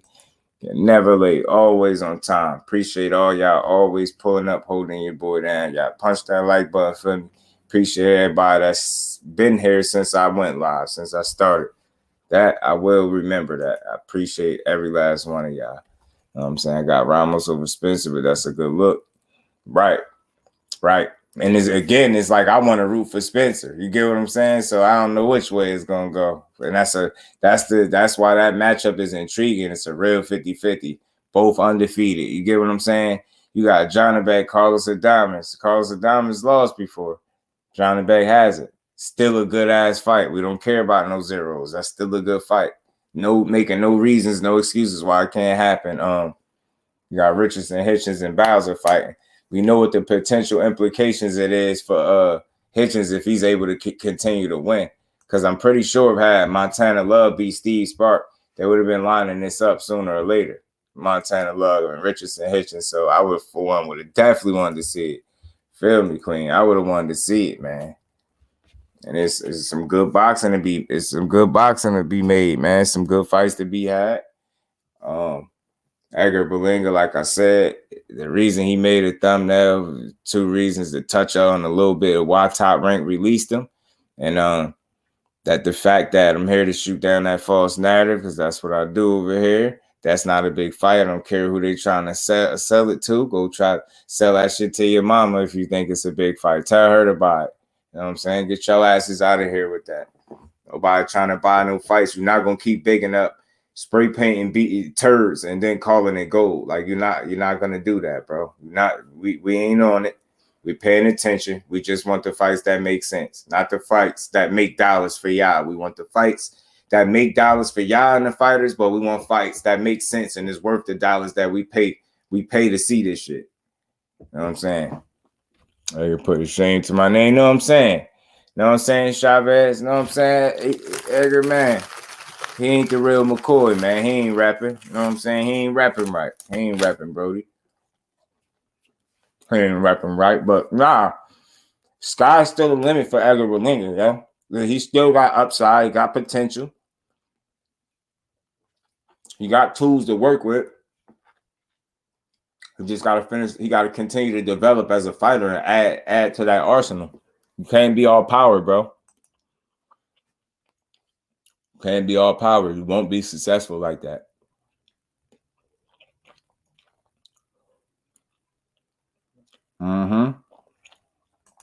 He's not a top fighter. And at this rate, if he continues, if he stays on the fast track, y'all, and nobody pulls him back a little bit and save him, protect him from himself, and you would allow him to move at the pace, whatever this pace was, I'm assuming it was an accelerated pace, like this fast track, as they call it, right? I'm assuming that that's what you wanted to do. Fight on the fast track, and they like, hold on, yo. We had 4 fights to see if you ain't ready. You ain't get better in none of them 4 fights. And on top of that, you got frustrated so much you lost your cool and bitter, dude. Maybe it's time for us to like try to scale it back and make sure we match you up accordingly to your skill level and your talent. You know what I mean? Your skill level at the moment. And I don't see how that's something wrong with that. I don't see how nothing wrong with that. No, that's not saying put him in there with garbage people, but put him in there with somebody 50-50 fights is never, you can never knock nobody for putting somebody in a 50-50 fight, right? So that's one map with it, but I really believe like like Top Rank believe, if he stays on this fast track and this accelerated pace that they say he's not ready for, then he's gonna find himself getting upset sooner or later. Somebody gonna beat him, and it's gonna be bad. Because when he get tired, he be leaving himself all types of open, and he be throwing everything hard. And if somebody catch on to that and punch in between his punches and catch him, and I've seen him go down already by a guy that I don't believe that dude was a known puncher. I'll go look, but I don't think he was. And that was very telling, and he was tired. He was hurt and tired. So I'm like, that's not even the upper echelon of 168. And not only was you tired, you was hurt too. So it's like a double negative. Like you talking about competing with the champions and getting the title and getting the belt around your waist. Those things are not realistic because I don't think honestly, like at least from what I've seen in the last 4 fights, you haven't improved and you haven't done anything that would suggest that you getting better in the ring. I don't see it. I really don't see it. And I don't think I'm being too hard on you. I just don't think I see it. You know what I mean? I'm looking for it. I'm always looking for improvements. You know what I'm saying? I'm always looking to try to see if a fighter got better because I'm just due for a reason. I would like nothing more to come here one day and give you a just due and say, hey, man, y'all seen that Berlanga fight last night? Man, y'all seen how he boxed? Y'all see how he stayed behind the jab? He was patient, put his shots together, went to the body, mixed it up, set some traps, got dude out of there late. Like, you think I don't want to come up here and say that's the case? I don't want to come up here and say, yo, I think after 20 fights, you know, he constantly regressing. You know, after the 16th fight, we constantly seeing a decline, and skills are not so much just declining, you're not getting better either. So you kind of leveling off, almost as if you peaked out already. And there's no way we could have seen the best of you that fast already with you being as young as you are. So again, it's like, ain't no hate, ain't no disses, ain't no none of that. You know what I mean? Ain't no doubting him. It's just wanting to see him actually put the work in that matters so he can get the results that matter, which are wins. But when he not just win and skate by winning like he been doing in some of these wins, you got to win impressively. Just because you don't knock somebody out don't mean you don't have to improve impressively. I mean, you don't got to be impressive. You can't be impressive. You can be impressive without a knockout. You don't have to knock everybody out to be impressive. And you say you know that, but you got to fight like it. You should understand that. Not just know it, understand that, you know, knockouts do sell, but there are going to be guys that ain't going for that. So what happens? What do you do when you realize, or it seems like a guy ain't going out of there? Then you continue to box, put your punches together and break his ass down. Do something different to get the knockout. You get what I'm saying? Do something different to get the knockout, not chasing it, not loading up on every punch. You know what I'm saying? Then being tired by the 6th round because you done shot your load. Big blunts in boxing. Salute, fam. Appreciate you pulling up. How you feeling? So it's like, he a dude I root for, but he got to show me something. He got to show me something, man, because he at the point in his career where it's do or die. It's show me something or bust. It's make or break season for Edgar Berlanga. Fresh off biting somebody, fresh off a suspension, changing promoters now. Y'all done went y'all separate ways. You don't want to, you know, take heed to the advice that the promoters are giving you, telling you that, you know, you're not necessarily, they think you should slow down just a little bit. I think that's in that effort to mold you and make you better as a fighter, and you just not doing it. You know what I'm saying? You're not willing to do that. So I think as a result, you're going to find yourself in some situations moving forward, because if you're trying to stay on this, like I said, this fast track, it's some fighters for your ass, bro. It's some fighters for your ass, and it's some smoke waiting for you. You know what I'm saying? Some smoke waiting for you at 68. So be careful what you ask for. Be careful what you wish for. You know what I mean? You are over there, I believe, doing business with De La Hoya, so maybe he gonna keep you safe for a little while. Maybe he'll pad your record up some more. You know what I mean? Maybe he'll get you some more knockout victims, some more people that you could steamroll over. It ain't gonna help you none in your career. I mean, your record will look nice, but it ain't gonna help you none. It's gonna stunt your growth eventually. You know what I mean? Ultimately, as a fighter, you're not gonna get better. You see what just happened to Gilberto. What was he, 40 plus fights in? Got in there and looked like a deer in the headlights, didn't know what to do. Got his ass punched on the entire fight. Didn't win a single solitary round, I don't believe. You know what I'm saying? Made that man almost look like an amateur. So did you really go to the right promoter, or should you Alan, so amazing. Salute, fam. Appreciate you pulling up. How you feeling? You know what I'm saying, Johnny? Like maybe you jumped the gun. Maybe your promoters knew, and they knew what was best for you in this instant. And again, you might be living a fast life and be attached to all types of celebrities and rappers and superstars and all that type of shit, but that shit gonna burn out. That's gonna be temporary. You know what I mean? That success gonna be short term if you're not putting in the right work and getting better from fight to fight. You on borrowed time, to be honest with you, and all eyes is on you, especially after biting somebody. So you got to think people on your ass. People gonna demand that you do better than what you're doing. And what is it that you're gonna do? You know what I'm saying? Are you gonna sink or are you gonna swim? You know what I'm saying? Are you gonna sink or are you gonna swim? It's a real question, man. It's a real question. And I like Edgar Berlanga because again, he still got talent. He still got, you know what I mean, some level of skill. He has something to work with. You get what I'm saying? He got to sharpen up and get better.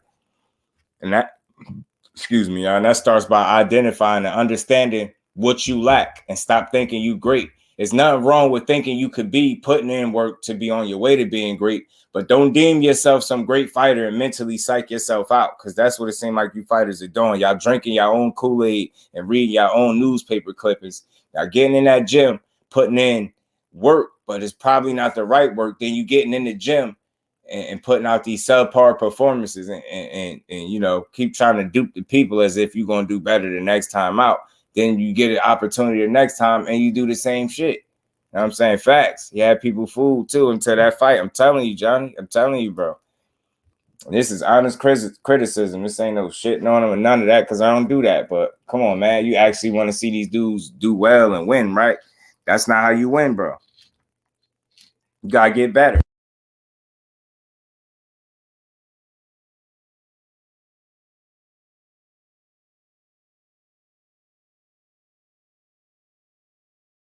That's all. Like I hope you got a strong team around you. I hope you got the right team around you. I hope you don't got a bunch of yes men and people tapping you on your ass telling you everything you do is great and you don't need to improve. Like and you need it, and you need it now. Like you on borrowed time. These performances been shaky. You've been getting, like, some people feel like you're getting gift decisions, all that stuff, or you getting all the wrong attention. You went from getting all the attention in the world for stretching people in the first round to now you getting all the wrong attention since biting a dude in a fight that you was winning, but people felt like you lost it. But I felt like you probably did enough, you know what I'm saying? But it was a shaky performance. And that every performance outside of the ones where you knock people out shouldn't be shaky and can be close. Every fight can be close. If you really truly belong at the 168-pound division, if you belong somewhere at the top, you're going to have to start creating separation in these fights. Your fights that goes the distance don't mean that you can't be impressive, but they shouldn't be, you know, close and drag them out type fights. Every fight can't be tooth and nail. That's not a good thing. You got to be able to create separation in these fights, in these rounds, without knocking people out if you're going to really compete at the top level, because you might not knock these dudes out.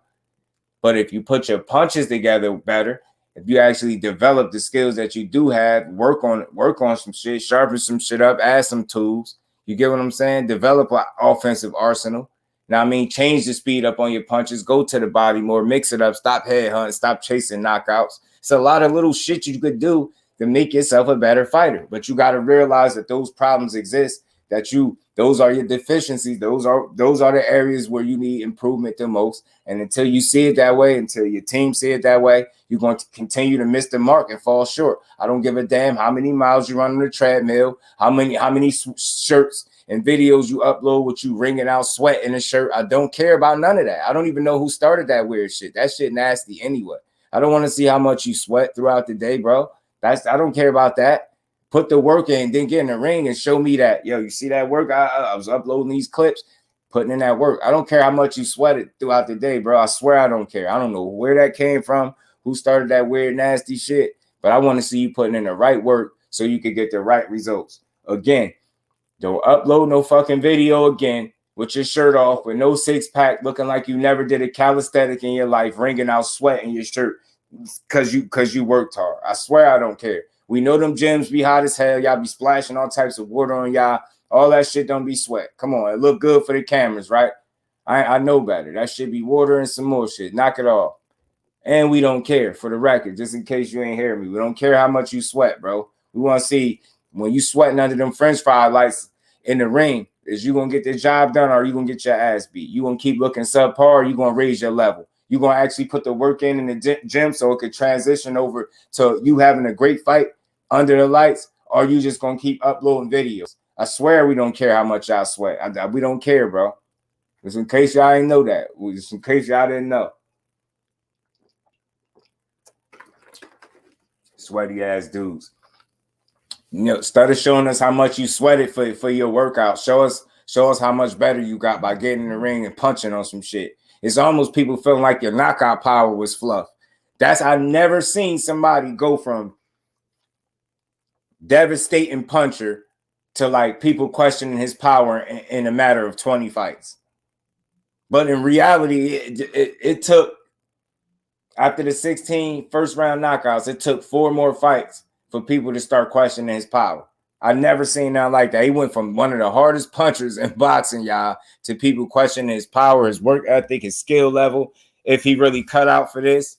You get what I'm saying? If he'd ever be champion. You get what I'm saying? That's no slight to him. This is how far he fell. So I say all of that to say, but they tell us him and Canelo Alvarez is a big fight. Sit right up there, and they say it with a straight face too. They say it with a straight face and expect that you pay your money to see it. Yeah, you know Canelo Alvarez and Edgar Berlanga. Yeah, it's a big fight. Yeah, Edgar, that's a great fight. It ain't no great fight. He's not a great fighter. That's why it ain't a great fight. You're not gonna pump that shit. You're not gonna start that. Y'all trying to prep Canelo next 2 or 3 opponents so he can have winnable fights. That's what y'all trying to do. We on to y'all. You know, inexperience bite Berlanga in the ass if you fight him. You think you would be able to survive that power if other guys did. Nah, man. They're trying to prep opponents already for Canelo to go on this duck tour and not really fight nobody that we want to see him fight. It's crazy how they still pulling this shit for this dude. Feel me, Johnny? They still pulling this shit for this dude, man. Dudes are sick, man. They sick with it, Brody. Sick with it, man.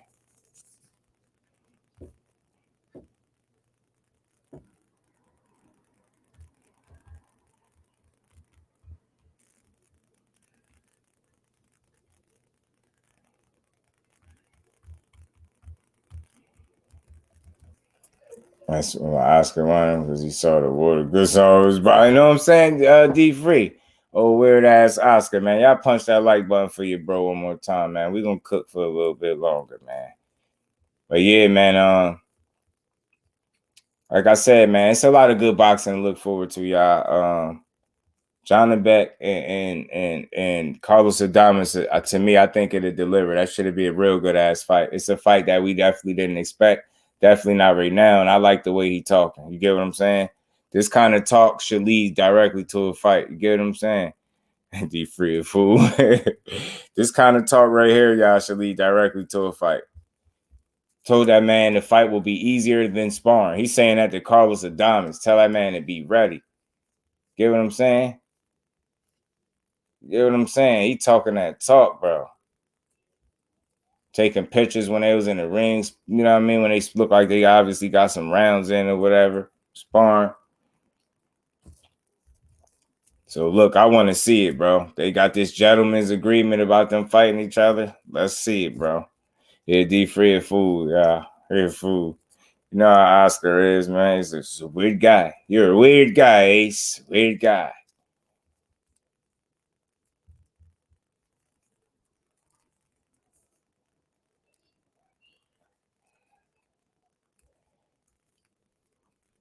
But, man, we're going to see if he stand on it. You know what I'm saying? Meanwhile, Jaime Munguia, somebody tell Jaime Munguia to come here and take notes, yo. Because he ain't trying to fight shit. He keep turning down title shots. Jaime Munguia don't even want to be no champion, y'all. I don't know if y'all got the memo of y'all, if y'all word got back. But, yeah, Jaime Munguia, he turned down another title shot, yo. That dude really don't want to be a champion. He just want to box for the hell of it. I think he just want to be popular or something. Jaime Munguia don't care about being good. He want to be popular.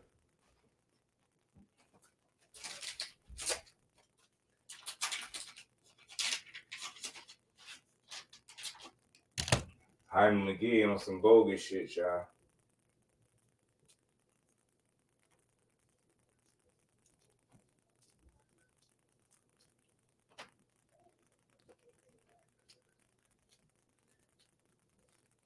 He gonna get that Gilberto Ramirez treatment. Watch. I wonder if Oscar about to do that with Berlanga. Protect him and not put him in no meaningful fights like he doing with Munguia, like he did with Gilberto. It's the golden boy way, like he been doing with Ryan. Just think about it, yo. He been doing that with all his stars. That's like a whole lot with the golden boy stable.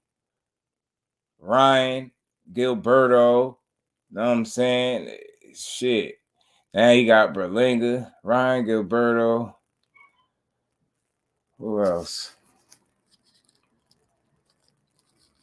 Man, I might say that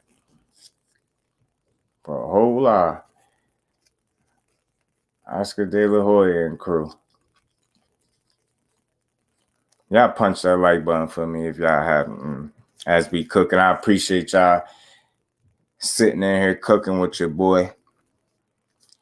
Trying to have this good boxing conversation.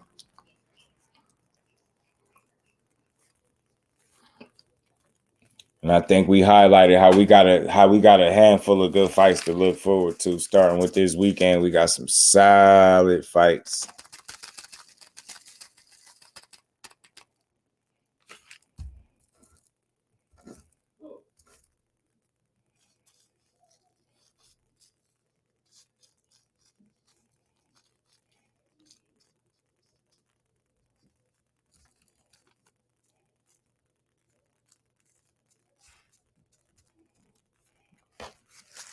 Oscar was listening to Cisco.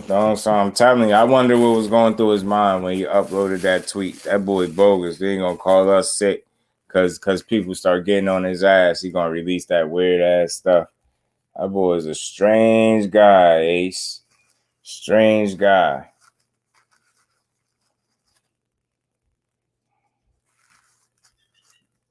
Strange guy, man. I hear they about to let somebody called him Ben Buterol. Connor Ben about to get reinstated, which is wild. They waited that long and gave some bogus ass excuse about some eggs is beyond me. They crazy, bro. Boxing is crazy, man. That's the shit that make people turn on the sport. Or they sitting here insulting people intelligence. Why would it take that long for that type of excuse? Like y'all literally came up with the only thing that y'all could come up with. And that shit just goes to show you the lengths that people go through to cover up the corruption in the sport. Or when somebody do something wrong, they're not held to the same standard as a lot of the other fighters, man. Like they made an example out of Jarrell Miller. You get what I'm saying? When he tested positive, they made an example out of him. He just now getting back out here willing to take pay cuts to fight anybody and shit like that. Now that's what he resorted to. But you got Ben Buterol. Ben. You know what I'm saying? Connor Ben Buterol. He about to be reinstated. They told that man he had an opportunity to clear his damn name. That man had an opportunity to clear his name, and he relinquished his boxing license. But ain't nothing funny about that, because he was so innocent, y'all, that when they asked him that he had an opportunity to clear his name, he just gave up the boxing license. That's what he did. That's what he did. Boy gave his shit up, bro. Gave his shit up. Telling you, Ben Buterol crazy, man. Connor Ben Buterol crazy, bro.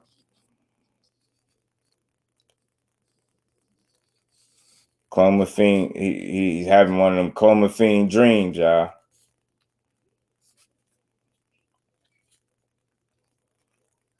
Instead of promethazine, it was clomethazine.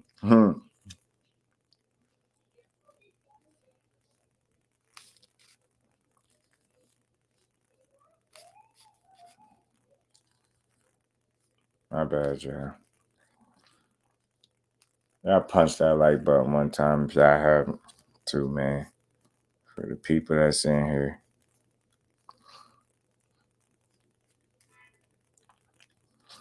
Computer.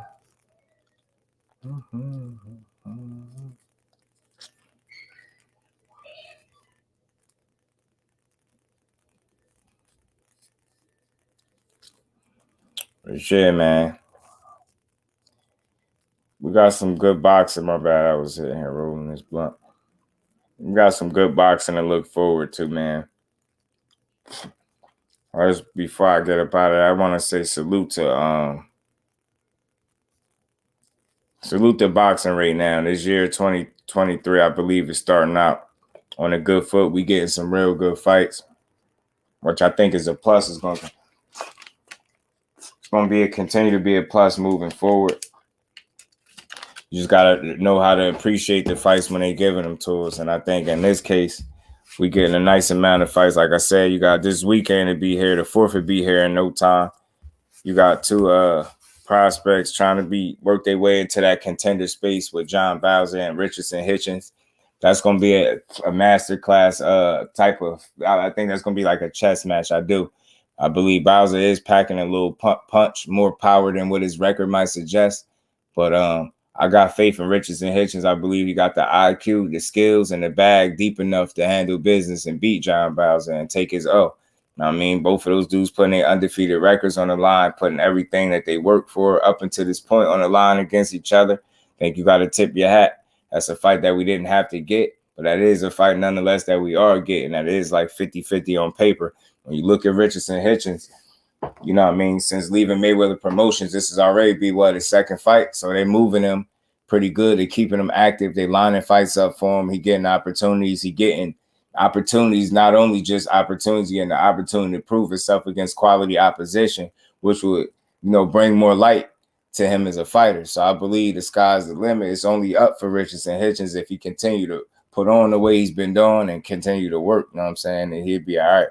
Okay, shit, we got Rich Daddy, how good life is. Rip Jones, salute, family. Appreciate you pulling up. How you feeling? So again, man, that's a good fight. That's the fight. Maybe you're gonna hear some people talk about it. My bro T chopped up a breakdown. You're gonna hear some talk about it. It ain't the biggest, sexiest matchup in boxing, but if you're really watching this shit and you love it, then you're gonna love this fight. You know what I'm saying? It's a diehard boxing fan matchup. Richardson Hitchins versus Bauza, I don't think is a casual fan fight. You get what I'm saying? Because I think you're going to see a whole lot of boxing on Richardson Hitchins' part. You know what I'm saying? And if you know anything about him, you know to expect him to come through and box and be smart doing it. He got a hell of an IQ. You know what I mean? He's definitely talented as hell. I think he's one of the more talented fighters in boxing. And I think his opportunity will come this Saturday to prove it against Bauza. It won't be no walk in the park. It shouldn't be no easy fight for him. But that's the thing. He don't want it to be easy, right? He want to be tested. Both of these dudes, like I said, is coming in there putting their O's on the line. This is a fight that we ask. These are the type of fights we ask for fighters to participate in early in their careers, and they're giving it to us. We just seen Frank Martin and Michelle Rivera. Now we could get a Richardson Hitchins and Bauza. That's a good fight. Another good fight. Then you got, Caleb Plant. You got an undercard. Kyle, what's good with it? TBS, the boxing section. What's good with it, my bro? Appreciate you pulling up. What's good with your fan? Yeah, man, Queen, I think they're going to deliver. And then you got Joey Spencer, supposed to be on the undercard of playing Benavidez against Jesus Ramos. And I just showed y'all his record. And their records, they close, you know what I mean? One got 19 wins, 15 KOs. The other one 16-0 with 10 KOs. You know what I'm saying? I think to this point, Jesus Ramos has been tested just a bit more than Joey Spencer at this point. He got about 3 more fights more than him. He still got, close to the same number of fights. So it's still a very competitive fight. That's a 50-50 fight. That is also a sleeper fight that a lot of people might not be talking about or paying attention to. You know what I'm saying? Again, I don't do just what's popular. I do good fights. And that's no doubt that should be a good fight. It should deliver. I mean, that should be a real good-ass fight for us to watch. Joey Spencer, really good box. He's smart. He's strong. You know what I mean? A humble kid. He put that Jay Miller. What's good with it, my bro? Appreciate you pulling up. How you feeling, Brody? But yeah, that's another fight that is going to deliver. That's a fight that you want. You want Joey Spencer's another one. Prospect trying to, get his way into that contender space. so to speak, and you know, make his way toward the title. But this no doubt will be the most toughest test on his resume. And we're going to see if Joey Spencer end up being the toughest test on Jesus Ramos' resume. It's going to be a good fight. I think it'll definitely deliver for sure. You know what I'm saying? And I hear about Keyshawn Davis fighting Emanuel Tagoe April 8th. So, you know, I know what y'all expect from that, but I think they testing Keyshawn against these veteran guys and giving them these different looks and seeing how he look in there. You know what I'm saying? It's part of the growth process. The dude is under 10 fights. I don't have a huge issue with this fight. I'm not confused by the way he talk and by what's actually going on in boxing. He's supposed to be confident. I expect him to be, and it's no turning back at this point. He's been that guy. He's constantly been this confident, kind of brash, outspoken young kid. So with a ton of confidence. So don't change it up now. You know what I'm saying? Continue to be who you've been. As long as that's really you, stand on it and continue to put in the right work and make people see that you really one of them ones. Make people understand why you talk the way you talk. Not just talk or go in there and beat the hell out of Emanuel Tagoe. Don't let him survive the rounds like Ryan Garcia did. Go in there and beat his ass. And look impressive doing it. And we're going to see, man, because, again, Keyshawn Davis got a lot of eyes on him because of, you know, how much he speak. And, again, keep talking, but as long as you stand on business, your name is Mr. Businessman, and that's all we want to see you do, stand on business. So there's no doubt in my mind Emanuel Tagoe is going to be a plate, a Tagoe plate. Somebody called him Emanuel Tagoe plate. One of the bros called him that, but he's going to be a Tagoe plate for Keyshawn because I believe he fooled, and I believe Keyshawn going to take him apart and beat his ass. It's just how he going to beat him. You get what I'm saying? So although I know the level of opponent ain't nothing crazy, but it's more to it than just the level of opposition. It's how well do Keyshawn actually look against that level of opposition? How do we approach this business? How do we get the job done on a night? I mean, do he just go through the motions and get the rounds under the belt and don't look impressive, look subpar or mediocre? Or do he go in there and put hands on the guy and either get a stoppage or you know, really put hands on him and, you know, pitch a complete shutout dominant performance where he really beating his man up? So it's a lot of that is going to be up to the temperament of Keyshawn Davis when you get in that ring with Emanuel Tagoe. It's going to be, did he do his homework? You know what I mean? If Emanuel Tagoe comes to survive, did he do the proper homework to be prepared for that? Did he do the right work in training camp to be prepared for a guy that want to move some more and survive in there and just don't want to get knocked out? Is he going to be prepared for a guy that could potentially come in there to survive and not win? That's what I want to see. I really want to see his preparation for this fight. You get what I'm saying? Because that's where I look at. I look at different things to assess these fighters deeper than just the competition level. Once I know the competition level ain't that crazy, okay, that's one area. Now I look at how is he going to approach this work? How are he going to get it done? How is he going to go in there and look against this guy? You know what I'm saying? And you can't just be in there going through the motions. You can't be predictable. And although you might put pressure on yourself and say what you're going to do in terms of a knockout, you don't necessarily have to get a knockout to be impressive. You just have to show that you learn from fight to fight and you getting better and beat ass. And don't make it close. Make it dominant, make it convincing, especially when there's guys early on with these early tests of these fighters that just don't belong in there with you. You got to get in there and beat their ass, know what I'm saying? And don't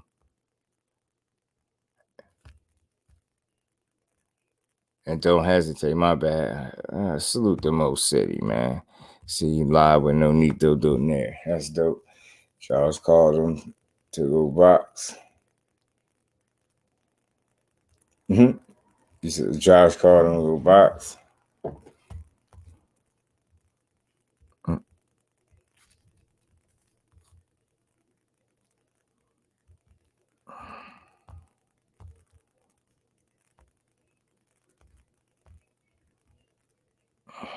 No, I don't know. Is Keyshawn Davis talking crazy about Tank now? Wow, this boy never stops, man. You tell Tank you fight nobody. You can't do that when you not fighting nobody. See, that's the thing. The thing, that's the problem Keyshawn gonna run in. You be getting into it with people that put in way more work than you, and it's gonna look stupid. It's focus on the dudes in and around your weight class, bro. Focus on the guys that you want to fight. So some guy, listen, Kid Austin is wanting all the smoke. They are saying they smoke you in too. You need to be worried about him, not Tank, not Devin Haney. You know what I'm saying? You got a Raymond Mortai out there. You got Nakatila out there. Some names for you. Some smoke out there for you if that's what you want, Keyshawn. I like you. I know you could fight. But, man, you got to stop it with the coming at everybody saying everybody fought nobody, man. That's what's wrong with boxing, man. The nobodies. Imagine being 7-0, 8-0, and calling people that's like 3 division champions nobodies. Imagine that. It's like people don't make sense. These fighters got to do a better job, man. I know y'all be trash talking, but be smart enough to be able to give a guy their credit, yo, because y'all come off as sounding ignorant, man. Like, you sound dumb. You ain't fight nobody. Who you fought? That's what I'm saying. You ain't fought nobody.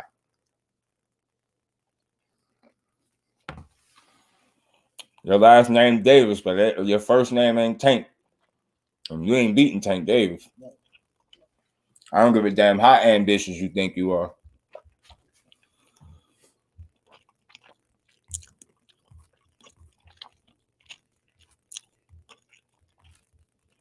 My bad, John. Messing with Tank, messing around to stunt the hell out your growth when he beat your ass. I'm telling you.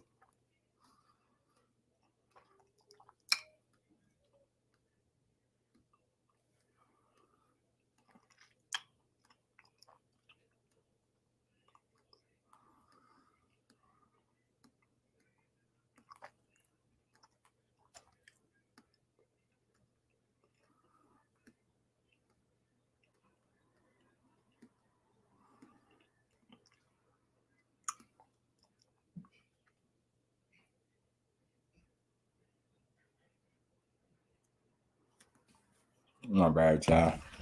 Y'all punch that like button for me if y'all have it. Well, just to wrap up, appreciate my family as always. Appreciate y'all coming through, chopping up with your boy. Pardon me, y'all. I'm snacking. Y'all know how I do over here. I be ripping shit. But we got a lot of good boxing to look forward to. We got some ambitious fighters that I really believe if given the opportunity, as long as they continue to win, they're given the opportunity, they challenge themselves accordingly and give us good fights. I like the ambition and the attitude of Richardson Hitchins. I like the fact that he feel like he better than Devin Haney. He just don't get the credit for being a masterful boxer. But the good thing about that is, with him feeling like that, and now on, this Saturday, he get another opportunity to show people why he one of those guys and why he not to be overlooked.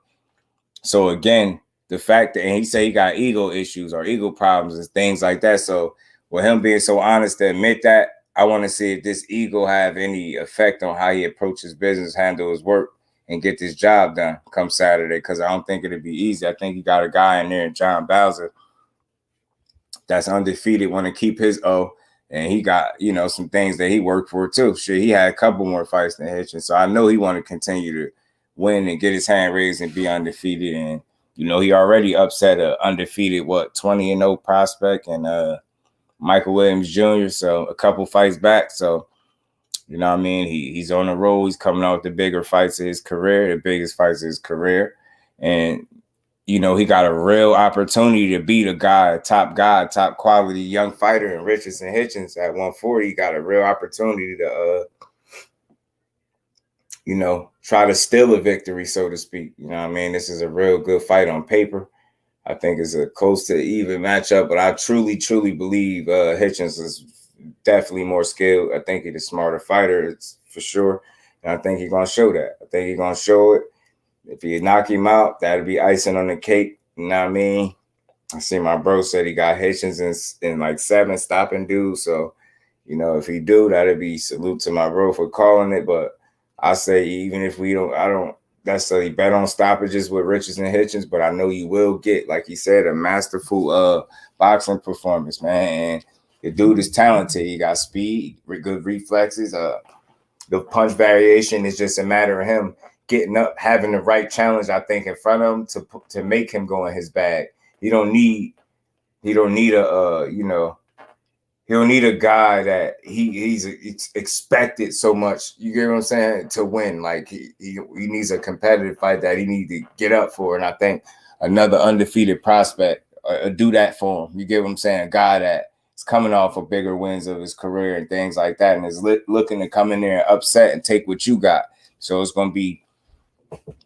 it's entertaining. It's gonna be intriguing on both ends. You got two dudes that ain't gonna want to lose. They don't know how to lose thus far in the professional ranks. They haven't lost, so losing to them will be new in the professional ranks. So it's a lot of added pressure in a sense. You know what I mean? It's a lot on the line, and these are the type of fights you want to see fighters take. These type of challenges and tests sooner than later. And when we get them, we just gotta salute them and appreciate them. And getting it, these ain't the biggest names in boxing, but no doubt in my mind, Richardson Hitchins is one of the best talents at 140, whether people will give him his flowers or not. That's what I'm here for. I'm going to give him his just due. He's a hell of a fighter.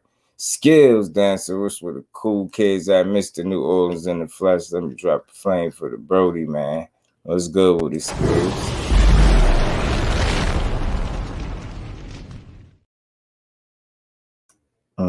And Anthony Jones, salute, fan. Appreciate you pulling up. Then I was about to say something about Key Talk. Shit, and he gave some props. Right. I like Keyshawn Davis. I ain't mad at his trash talking. I try to understand it because, like I said, when you take punches in the face for a living, you got to be a little confident, right? And I think that's what Keyshawn Davis is. You know what I mean? He right in that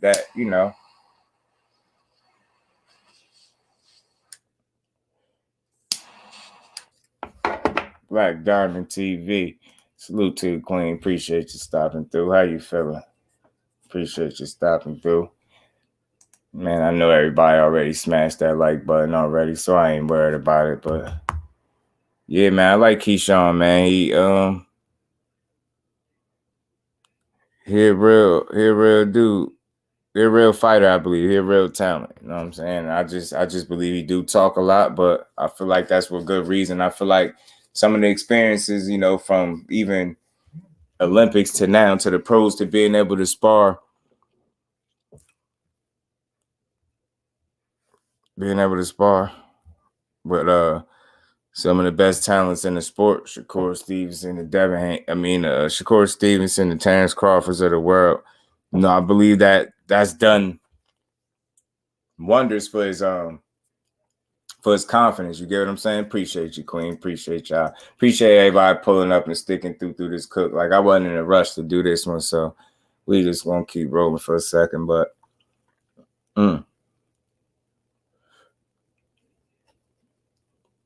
he got an opportunity to prove if he really one of them ones and shut some doubters up. Like, if he really get in there and beat the hell out of Emanuel Tagoe, worse than he ever been beat in his career, more convincingly bust him up. He ain't got to knock him out, but he really get in there and put hands all over him, worse than we ever seen anybody do it. I think you got to give him credit for that. You go in there and stop the kid. You know what I mean? Stop dude. You know what I mean? And got to give him credit for that, but he got to put that work in, you know what I'm saying? And I think he's capable, but we're going to see what his approach is. This is why I'm saying I want to see what his approach going to be. Is that going to be in the back of his mind that he need to outperform Ryan? Do we think that? Do we feel like that? You know what I mean? Any added pressure to look good, to perform well? You know what I'm saying? He going to be on Shakur Stevenson card again, so you know what I mean? Is he going to try to get caught up and trying to steal the show on the low or whatever? You get what I'm saying? What's going to happen? So we're gonna find out. We will find out. We will find out, and in due time. You know what I'm saying? April will be here in no time. You know what I'm saying? That's gonna be a hell of a card. I'm gonna try to be in the building for that one for sure. It's gonna be at the Prudential Center. That's not too far from me. I kind of like going there. I went there a few times already, so I like going there to catch the fights. And I'm gonna look forward to going back there again to see Shakur put on again and kick some ass again. So I'm going to stay tuned for that for sure. I can't wait for that card. But in the meantime, y'all, we got Saturday to look forward to. We really got Saturday to look forward to. Like I said, you got them double undisputed fights coming from them ladies. Got Shadasia Green getting the shot. You got Richardson Hitchins back getting his opportunity. You know what I'm saying? Should be a fun night. It should be a fun night, man. Good night. I want to call. I'm going to be on for these fights. I want to call for these women because they be putting on, so they deserve it for sure. Yeah, this is in Newark at the Prudential Center. You know what I'm saying? You know, that ain't too far from where I'm at. So I think I should be in the building for that. Like, I should try to make any fight that come that close. That's that close. You know what I'm saying? It's like it be telling me to go. It's just too close. You know, the tickets, they won't be too bad on the pocket. So to get a good seat.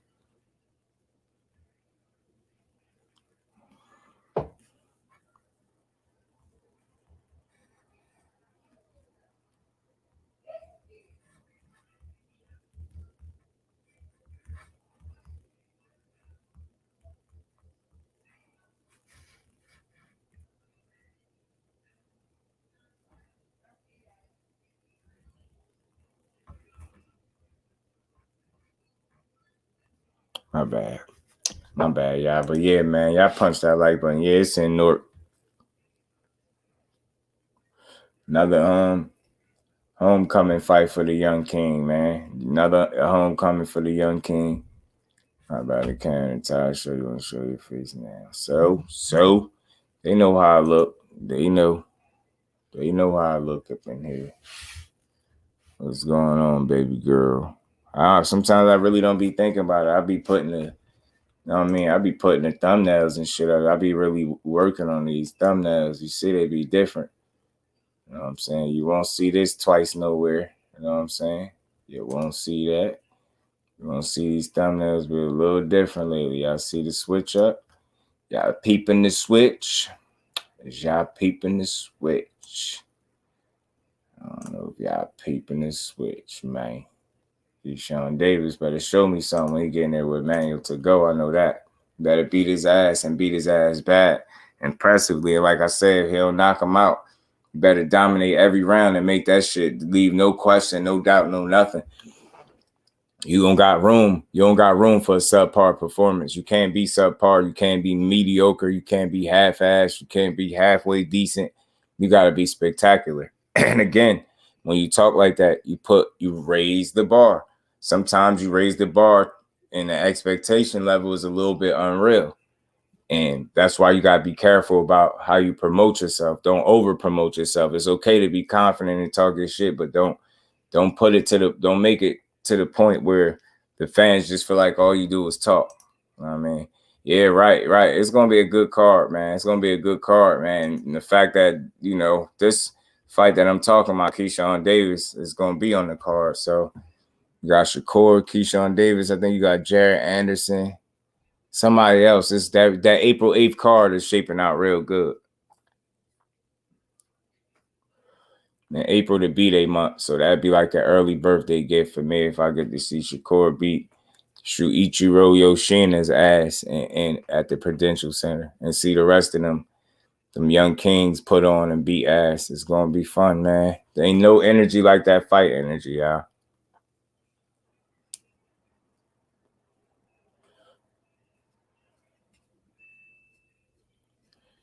No energy like that fight energy.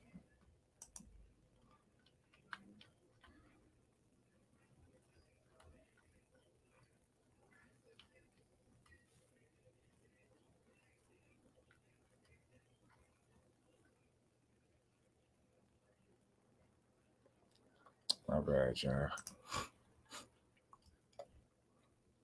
We fight this weekend. The ladies fight A1. Alicia Baumgartner fighting for undisputed. And Amanda Serrano fighting for undisputed as well. And then you got Shadasia Green is on that card. Salute to Jersey. She's from Patterson, New Jersey. Salute to Shadasia Sweets Green getting her opportunity against Ellen Sader Rules. So her only loss is to Franchon Cruz, who's an undisputed champion of the world right now. So there's no shame in losing to one of the best fighters in the world. So now should Deja Green get her opportunity against Seda Rules? If she beat her, I believe the potential fight on the back end is her versus Franchon Cruz, which would fucking deliver. Will absolutely deliver, man. It'll be a good-ass fight for boxing. Those two ladies, I mean, it's a win-win all around the board. That's a real fight. It's your mom's soul day, the 8th.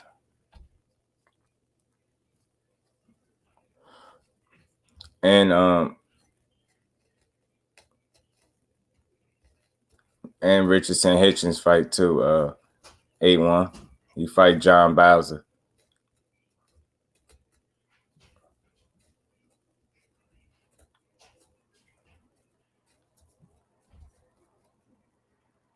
Okay, Queen. Okay. Gotcha. April 8th. Yeah, that's it. Should be a good day of boxing, man. Good night of boxing from the King, Shakur Stevenson. Should be getting in there to put hands on shit.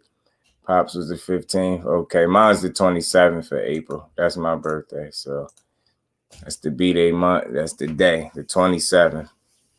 And I more than likely probably would be right here on stream like I was last time, talking some boxing, because that's what I be doing. You know what I'm saying? I did the last one. I did a stream. I was on here kicking it with the fam, talking a little bit of boxing. You know.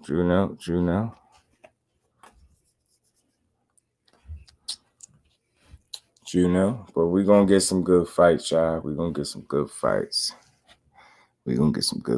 Y'all.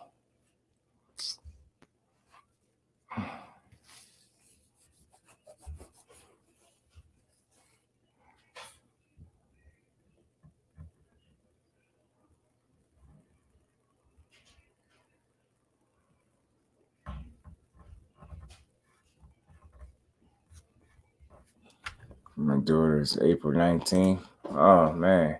My sister, my younger sister birthday is April 19th. And the other sister is the 21st. Okay. Your daughter got my sister B-Day, April 19th.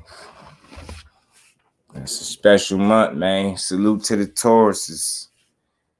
You know what I'm saying? Salute to the Tauruses, but salute the boxing, man. Like I said, we got some good fights coming up. A1 Ags who fighting this weekend. Like I said, you got the ladies putting on this weekend.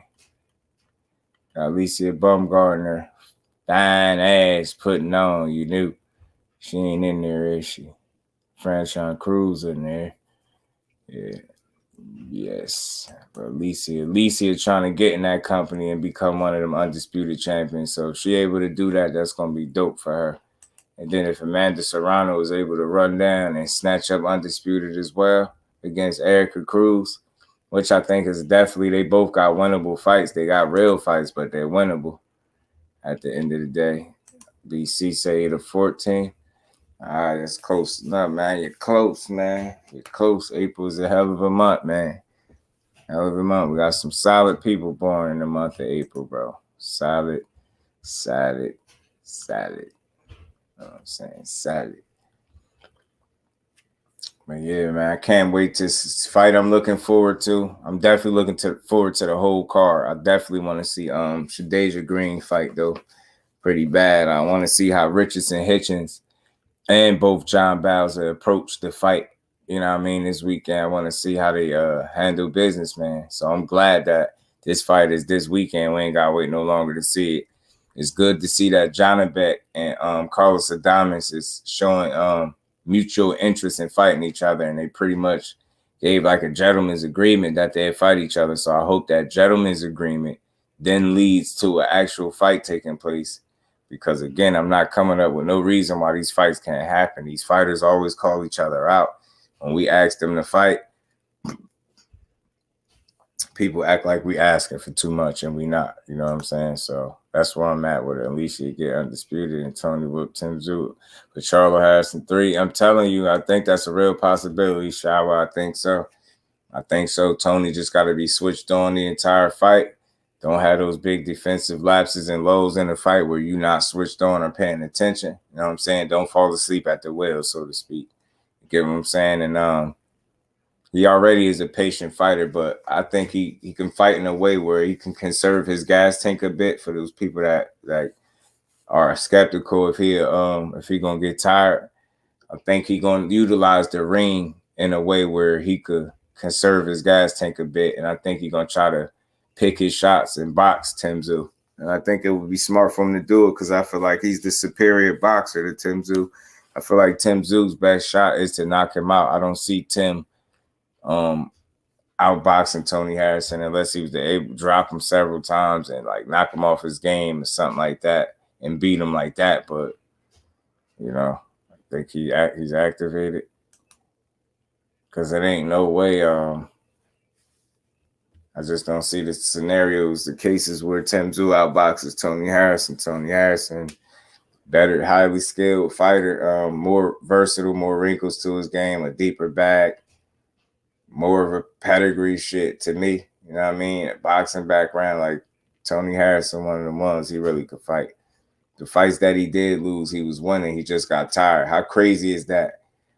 Willie Nelson, he beat, and that fight was like a 10-rounder or something, man. He beat Willie Nelson for like 9 rounds and some change and got caught, I believe, in the last round and stopped. I think it was Jared Hurd he fought. And he had lost to Jared Hurd, I believe it was. And he was winning that fight. He got tired and got stopped. I believe. Then he was fighting Charlo. He beat Charlo in the first fight. You know what I'm saying? And in a rematch, he might have been up on the cards too and then got caught and got knocked out. Like he always, that's what it be. It don't be a lack of skill with Tony Harrison. It be, you know, with those defensive lapses or falling asleep at the wheel, like I said, so to speak, and getting caught like that. But other than that, the dude could box his ass off. He got a hell of a jab, beautiful jab, an educated jab too. And you know how to set his shots up behind that motherfucker. He patient. He pick his shots well. He don't waste a lot of punches. And he could take a little bit. You ain't just going to spark him with ease. You know what I'm saying? He ain't going down like that. He fights. So my thing is if Terrell Gausha could take, you know what I mean, Tim Tszyu 12 rounds or the distance, I believe it was a 12-rounder. But I believe Tony Harrison could do that. Meanwhile, being able to be more offensive against a Tim Tszyu than Terrell Gausha was. Because, see, Tony Harrison, and it wouldn't be smart for Tony Harrison to stand there with his back against the rope, shelling up. You know how Terrell Gausha was doing. It's almost like he wasn't comfortable trying to throw back with this dude. He was cool with trying to block a lot of his stuff, but you know that's not going to win you the fight. It might prevent you from getting knocked out and totally embarrassed. But at the end of the day, the fight gonna be one-sided because you're spending way too much time shelling up and not throwing your hands while this dude is kind of unloading.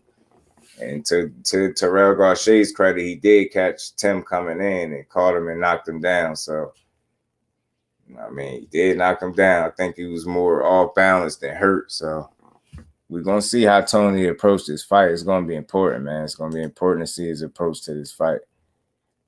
You know what I'm saying?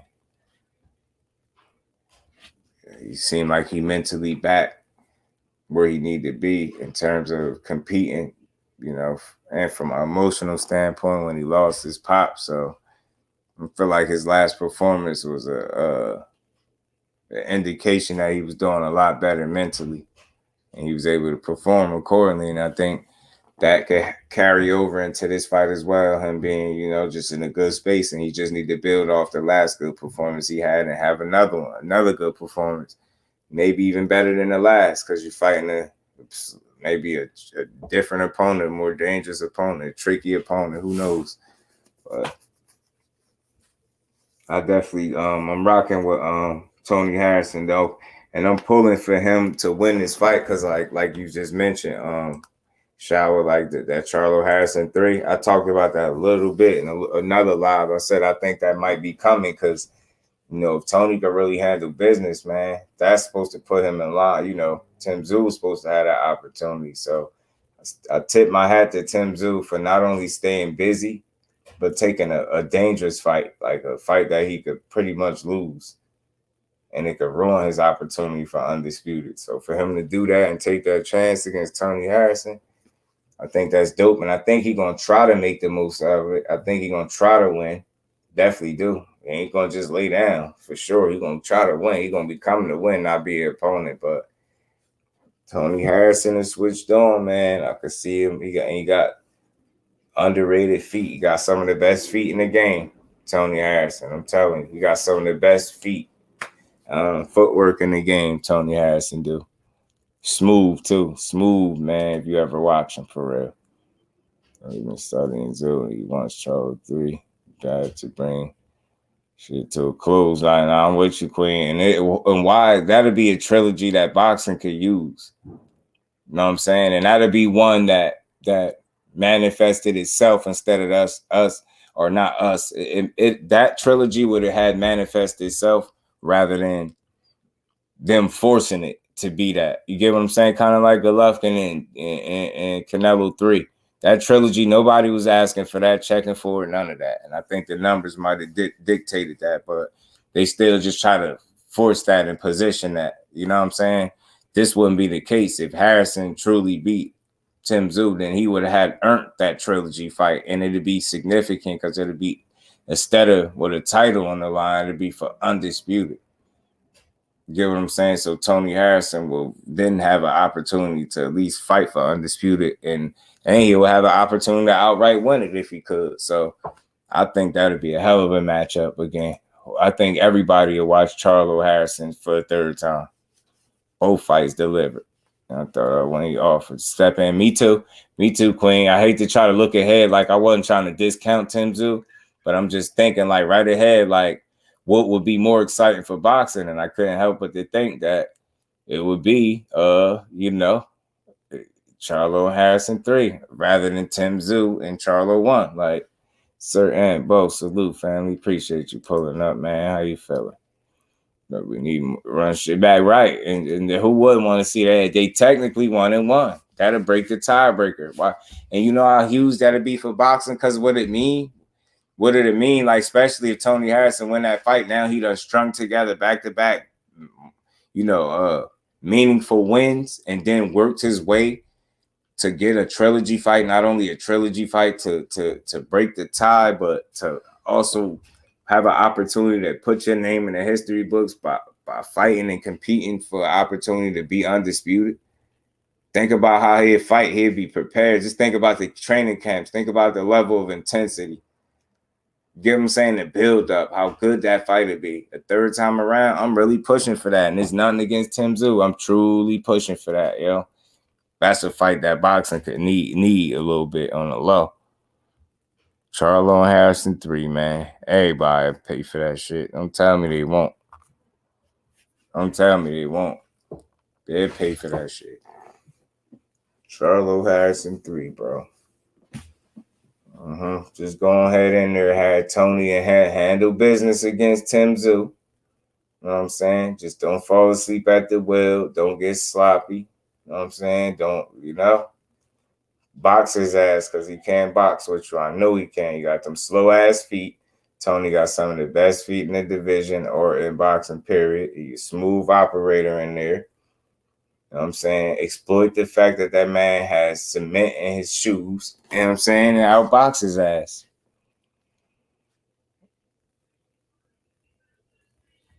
Right, Queen. And they, you know what? See, if people be paying attention, people had a hard time at paying attention to the right stuff. If they would have realized, like, it ain't like it been so long ago, but Charlo been gone for a while now. Do y'all see how relevant he is? He the undisputed champion at 54. And he has a loss. He don't have no O, y'all. He don't have no O. And we all knew that, but I'm just saying he don't have no O. He don't, man. That man lost, came back with a vengeance, then had a draw, came back with a vengeance, man. His O been gone for a little minute now. You get what I'm saying? And look how relevant he is. He at the top of the mountain, bro. That O doesn't matter as much as people think it does. The fighters need to stop putting so much stock into the O. Stop trying to market that O. And get in there and fight the right fights and let the chips fall where they may. You know what I'm saying? Try to do good business. Try to make sure you get it paid accordingly. I'm not against no fighter getting paid, but challenge yourself accordingly, move accordingly, and get the fights that you're supposed to get. You know what I'm saying? Get the people the fights that you're supposed to get.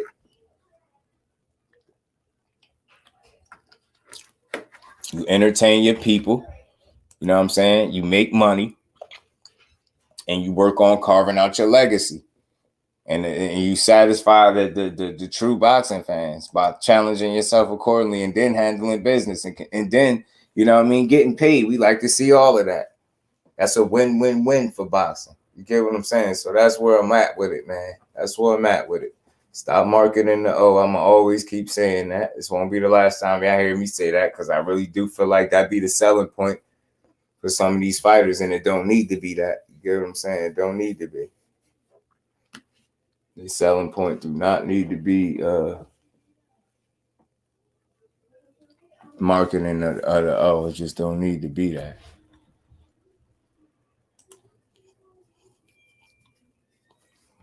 We'll see. Maybe more fighters will catch on. Maybe more fighters will listen. Unfortunately, what I do know, Queen, is some guys are gonna have to lose to realize that the O don't matter as much. And that's the unfortunate part. You shouldn't have to lose to realize that. You should be able to take our word for it.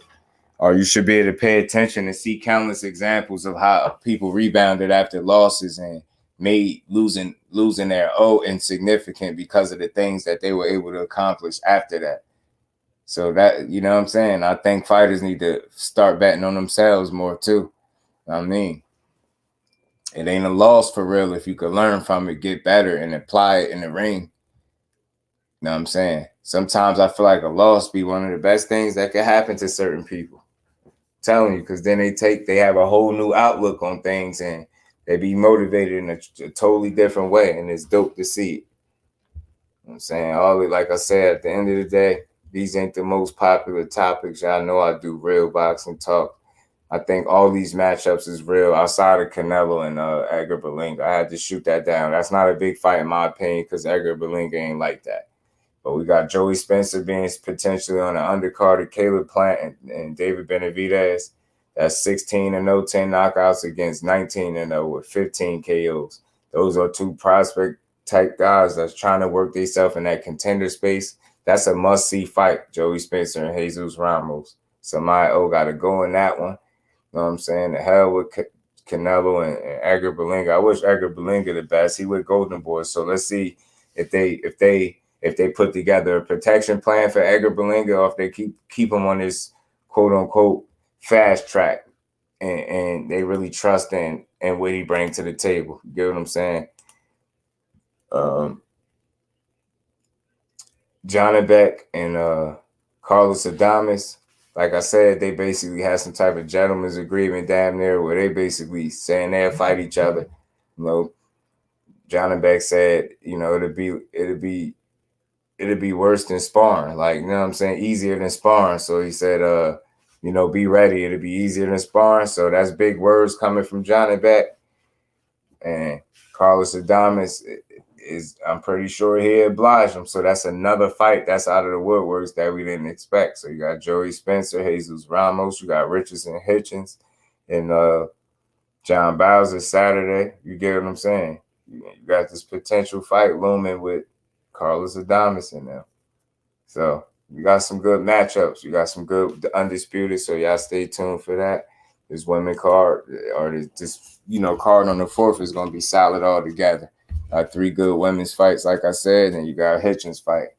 You know what I'm saying? So keep your eye out for that. But we over the 3-hour mark. I appreciate everybody that pulled up, everybody that stayed here the whole time, that's been here since I started or since you came in the building.